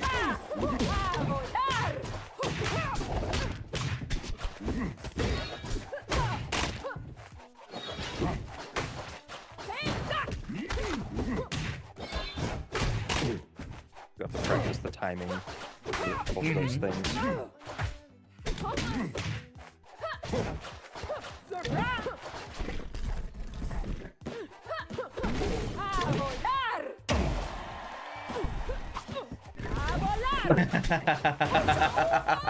I probably could have done more with that first. Yeah, remember rinse, then we decide to repeat or pay off. Yep. And I think there you needed to rinse me one more time. Yep, that's okay. And even there, it's like you can do that and like bait me to try to hit you and like counter hit me too.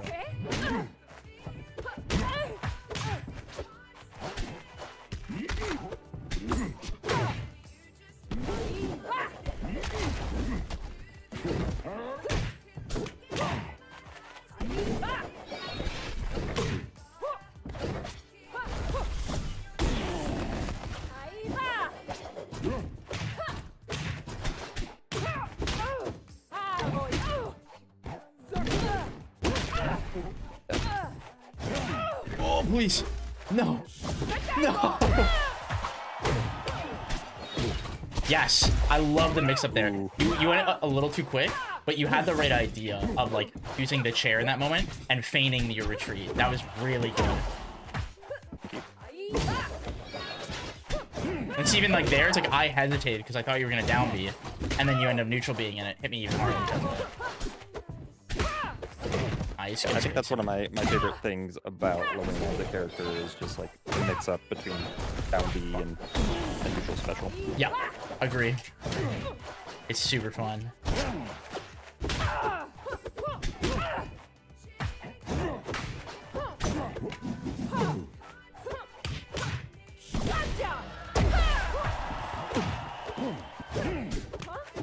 Okay, there we go. Yo, it's a mod.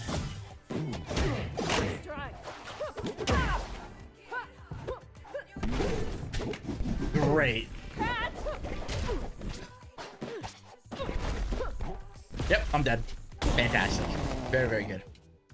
Yeah, I love that you were like, oh, cool, I just get to grab you, and you kept it really, really simple.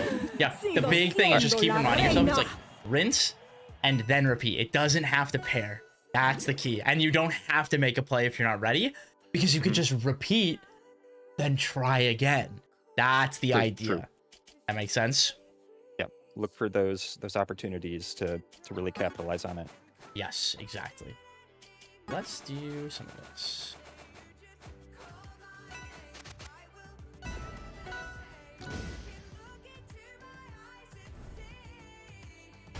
Claren is a problem character. This is a really tough matchup when they really commit to like, I'm the sword character and I'm gonna kind of camp you out, and that's where yes, pair really comes in, because you see it's like you're slowly kind of taking tempo, and then you just have to not get caught up in doing too much,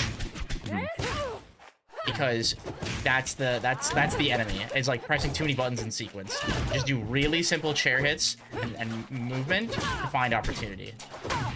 The hard part is she just has a really large burst range.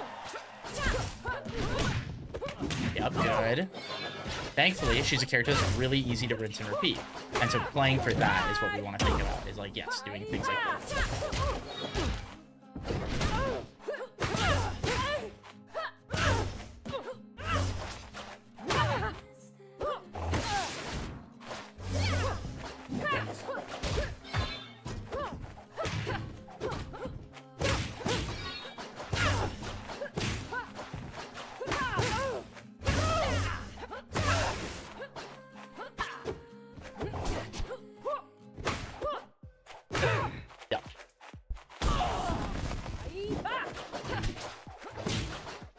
I feel like this is a stage I would usually ban in this kind of matchup.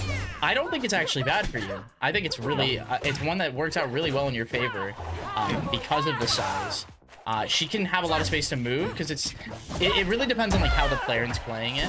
Because if they are like really hardcore dash dance camping you, it can be tough. But your wins are gonna be in like at the ledge, and that means that it doesn't really matter what stage you kind of end up on. Because as long as you get them off, then it doesn't matter. Does that make sense? Mm-hmm. You're gonna live on average way higher. It could just be a little bit longer. That's kind of nice.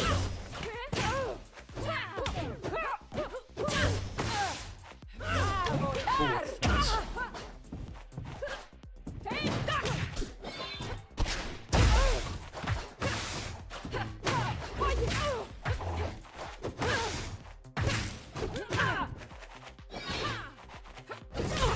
Oop.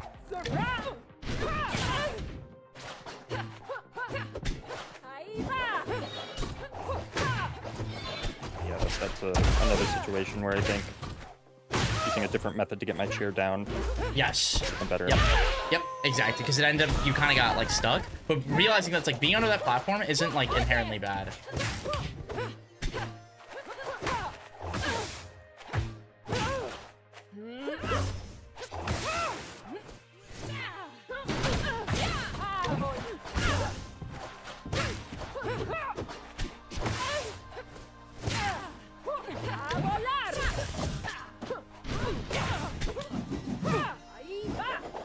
Like there, you should have thrown chair better, right? If you threw it straight.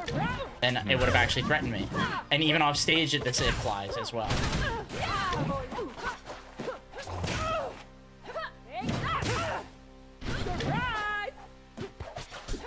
Yeah, I think you definitely rely on double nair too much off stage. I think you should be more willing to use back air, even though it gives them resources. It's so good. Makes sense. I should go for that more near the wall. Yep. I usually just kind of default in there just because it's so active. Yes. But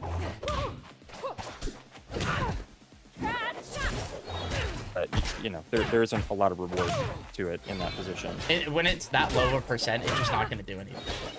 I don't know, but jump. So I'm probably, dead. you know, I'm probably, you know, even just better off like retreating back to stage. If I... Yeah, forcing, like, the big thing is, like, you don't always have to hit them too. This shit they're checking a lot. Like, what you want is to, like, force them, especially in a matchup like this, force that up B to have to be on stage, and then you get to grab them and throw them back off, or get a down air. Like, you get payoff from that too. Oh, Chef Q, that's already being made, by the way. Anyways, yeah, that's the really big thing to realize. It's like, it's just such a good scenario. It's not like, oh, I have to find something here. It's like, they have to not die. That's their job. They tell you which one that you are gonna do. That makes sense. You can even like invincibly regrab with side B. Like, it's crazy. You can do so much and be so evil on the ledge.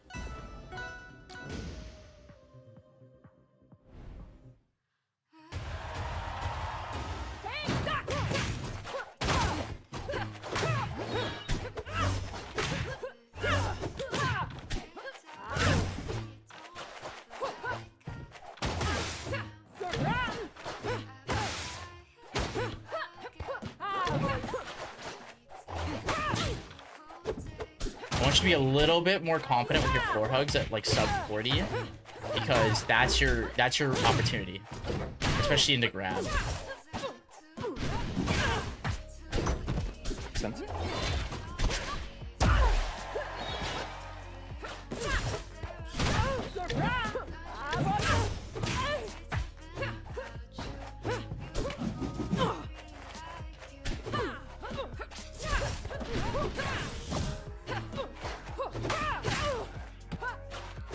Nice combo out.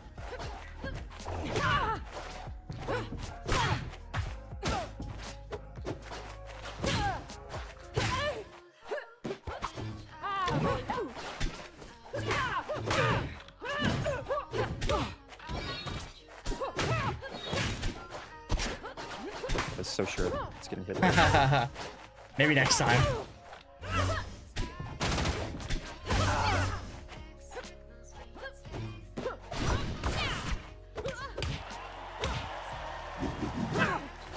Oh, it's just enough.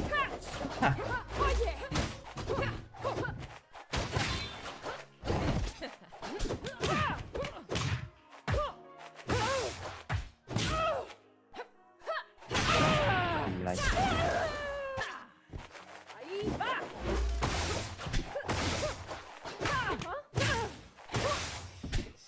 Good deal, eh?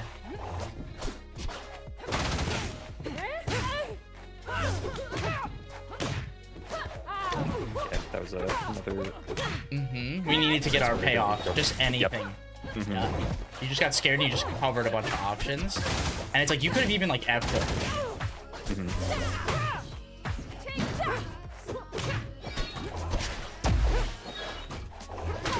There you go. Much better.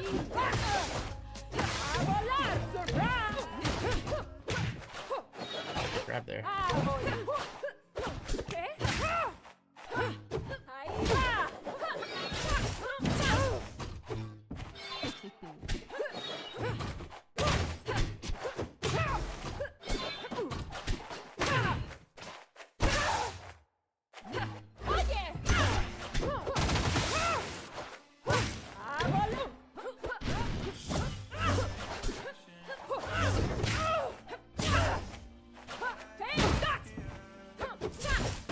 Oh.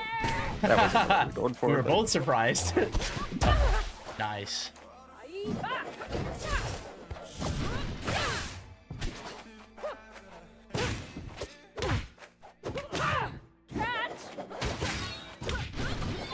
see there, it's like it forces me to have to try to hit it back or like guess on a counter, right? And that's way scarier than you just tossing it up in the air. Yes, good F tilt. Yep, that forced me there.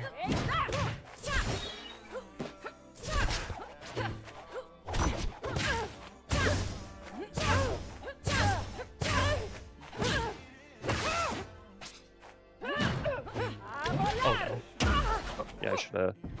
That's another thing. I always forget like the downward version exists.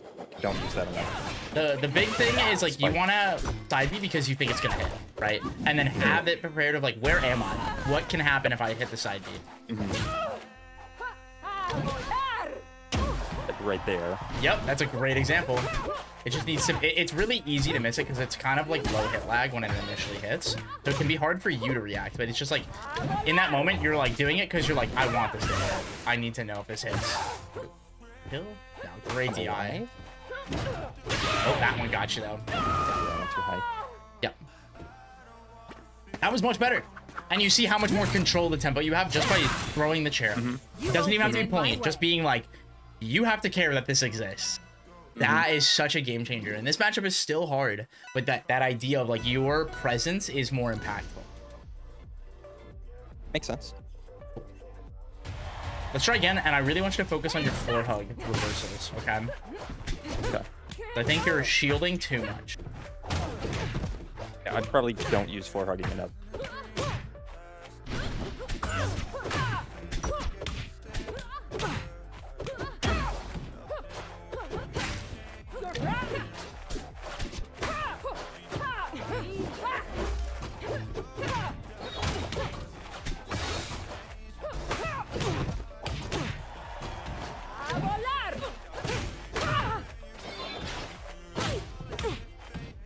Oh.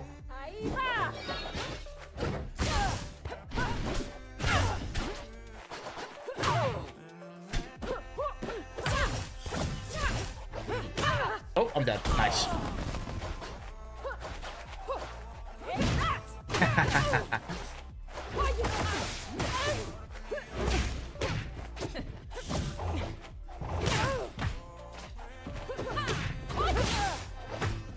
Oh.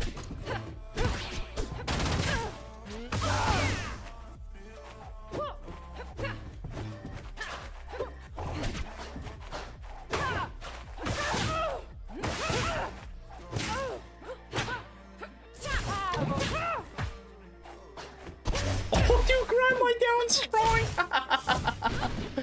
Oh, Holy moly, you grab my down strong. That's crazy. good. Bro. I've been haunted by that down strong for too long. Ow. Nice. Yes, you're getting more bold. I love this. So you have the tempo. You see the frequency that I'm pressing and swinging. You're finding your opportunities. I have no jump.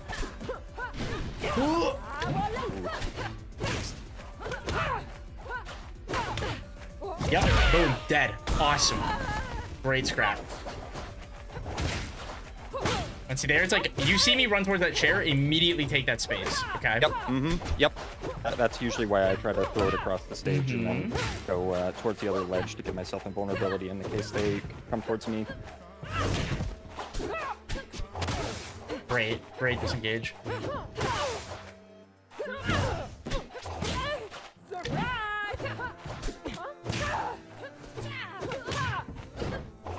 Oh, yep. There's the greed.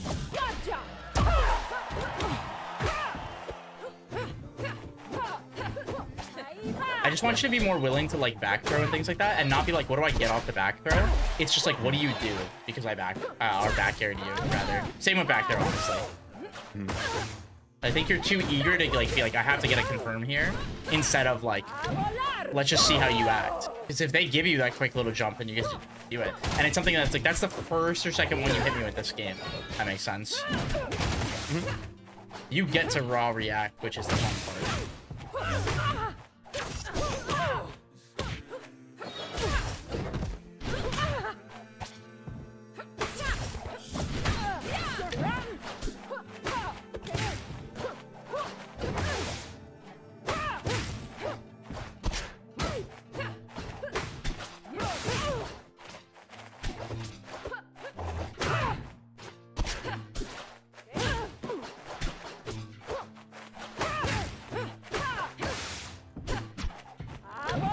Why did not buffer that dash back in?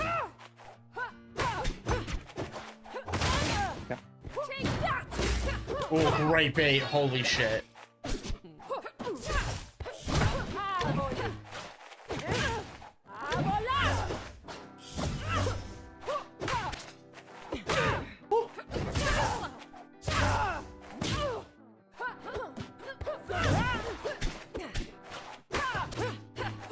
Oh, nice. Okay. Shoot, what was I gonna say? Oh, don't forget you can like do invincible drop and just like fall in back air up against the wall. Yeah. Yeah, it's something that you definitely aren't doing, and it's really good in this matchup because if you time it, like grabbing ledge, and you're like, oh, that's up B, you just drop and you just press back air, and like that's it, and you just don't have to think about Makes sense. it. Because nairing can be good, because then you get like the nair in the wall jump and like all that stuff. But if I'm already at like a really high percent, just back air me. I'll probably just die, or it's like, especially in a matchup like this where it's like I have to burn all of my resources to make it back. Yep. Then you're at the wall underneath me, and I use that invulnerability to hit the up special. Yep. Exactly. Cool. Any questions or any thoughts? So far, not really. Yeah. I think the big points to really take in internalize is like be more mindful of our payoffs, simplify our like off stage play for like our advantage states, and way more chair to control tempo in general, and like balancing that out based on like how that person like engages or doesn't engage with the chair. Make sense? Okay. How are we feeling right now? I'm feeling pretty good. Good. No, dude, you've absolutely improved since the last time we played. It's awesome to see. And I can tell that like this is the character that was like meant for you. Like you are thriving with this kit. I love it. Yeah, no, she's so much fun. I do like Maple still too, but yes. Yeah. Lorena she's so good. Yeah. Something I definitely really want you to do in your free time is to watch some of the Corn Cycle VODs and just look at the way he plays Floor Hug, as well as like how he uses like arms attacking to find reversals. I do think your defense on stage is a little bit weak still, and we can be getting stronger hits. And I think this is also something that you're not as familiar with from not being having played like a heavy. Does that make sense? Of just realizing how long you get to Floor Hug. It's a long time. And especially in a matchup like this where it's like something like I hit my sour down to or jab, dude, you just get to bully playing back for doing that if they ever do it. And your grab is so big too. Just like realizing how oppressive your weight being the way it is causes the game to like be affected by that. That makes sense? Yeah, that makes a lot of sense, and probably explains why I have trouble with characters like Clarin and like Laxodon. Yeah, the big thing is just like being really hyper aware of like how you get to abuse that later knockdown and grabs. Because again, because you're a little less on the grab side, it's I love saying this phrase, but it's just like grab or be grabbed. These characters that are like, I want to grab you, you have to grab them. And you can play really, really like patient and try to stay outside of that grab range. But if you're not getting the value of your grabs and they are, you're gonna lose. This is a game where you want to grab people. It's good. And it's about using that like your weight to enable that, and that's something that's unique to heavies. That makes sense. Or like a character like Clarin, you get her to like 25. Now F tilt is like the bane of her existence, and like dash attack becomes like more of a problem around like 30 to 40, I believe. And it's like they just can't dash in and grab for free anymore. And then once they get to 90, now the down tilt's in play too. It's just like, dude, how do they grab you anymore? There's a lot in your favor with that. And yeah, someone in chat mentioned too. Yeah, up tilt, knocking everyone down around like 20, 25. Your forward air knocking everyone down at 25. Like, it's so good. It's so good. As well as, yep, I was literally about to say, my mod just said it. It's like, someone floor hugs one of your moves like right on top of you and slams on the ground. Your jab lock into a tech chase is debatably one of the best in the game because of side B existing. So it's like, you literally just like F tilt, jab, hold down, react, side B the direction they go. And it's just like, the world is your oyster. You could literally, from 25 against someone in the corner, hit like an F tilt, they slam into the corner, you jab, you hold straight down, you get a side B and pull them off stage, they could literally die from like 30 onwards, like everyone in the game. it's a skill check, and some characters it's just true. Like, and no matter which way you side B them, they can roll to the right and then you side B and pull them back to the left. Like, you have so much control in these moments, and it's up playing your character's strengths and the situations you create. That makes sense. Okay. Any questions? No. All right. Let's do one more game then, and then I think we'll wrap up. Sounds good.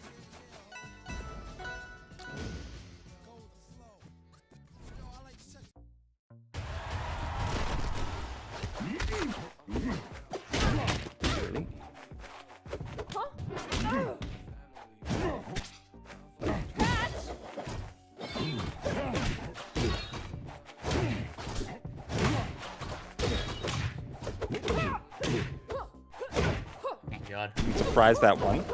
Yeah, they're impressing us today, I see.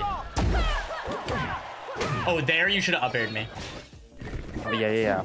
Yep, that's the moment where it's like you hit me in like, and you mix my DI. That's up-air every time, okay? I've hit like almost no up airs this session.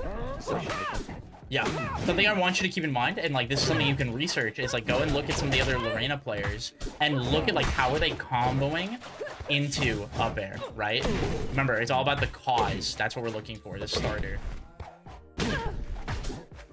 Oh my god, that beat my back here.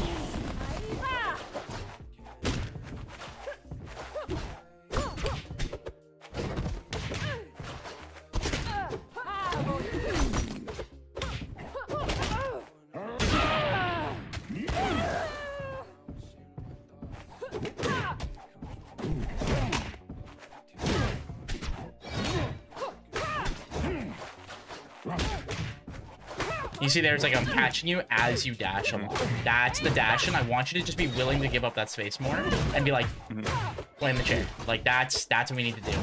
If you're gonna dash dance, just make sure you're actively trying to floor hug if you're doing it. That was an up air also, by the way. Oh, yeah. Yep, that's okay. And it's like, this is something when you go back and watch the VOD, you can look for those scenarios where I said that. You can internalize it.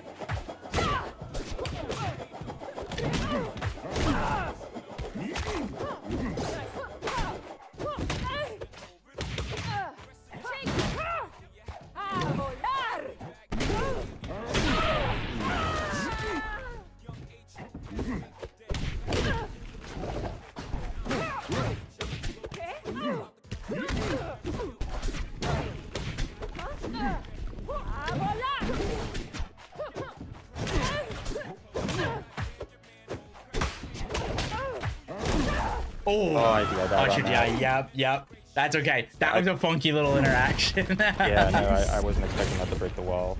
Me too. That's okay. All right, my friend. Any final questions for today? No, I think, and I think the things I have to work on are pretty clear. Yep. I need to look out for, well, opportunities to up air. Yeah, that's your big one. You know, that's her checkmate. Yes. In a lot of situations. So I know Corn Cycle put out a video about that. Yes. Yeah, do that as well as like watch the practical play. That's the really, really big thing too, is like see how they're doing it. I need to work on placing down my chair on stage rather than on platforms more frequently, to threaten people who are trying to camp me.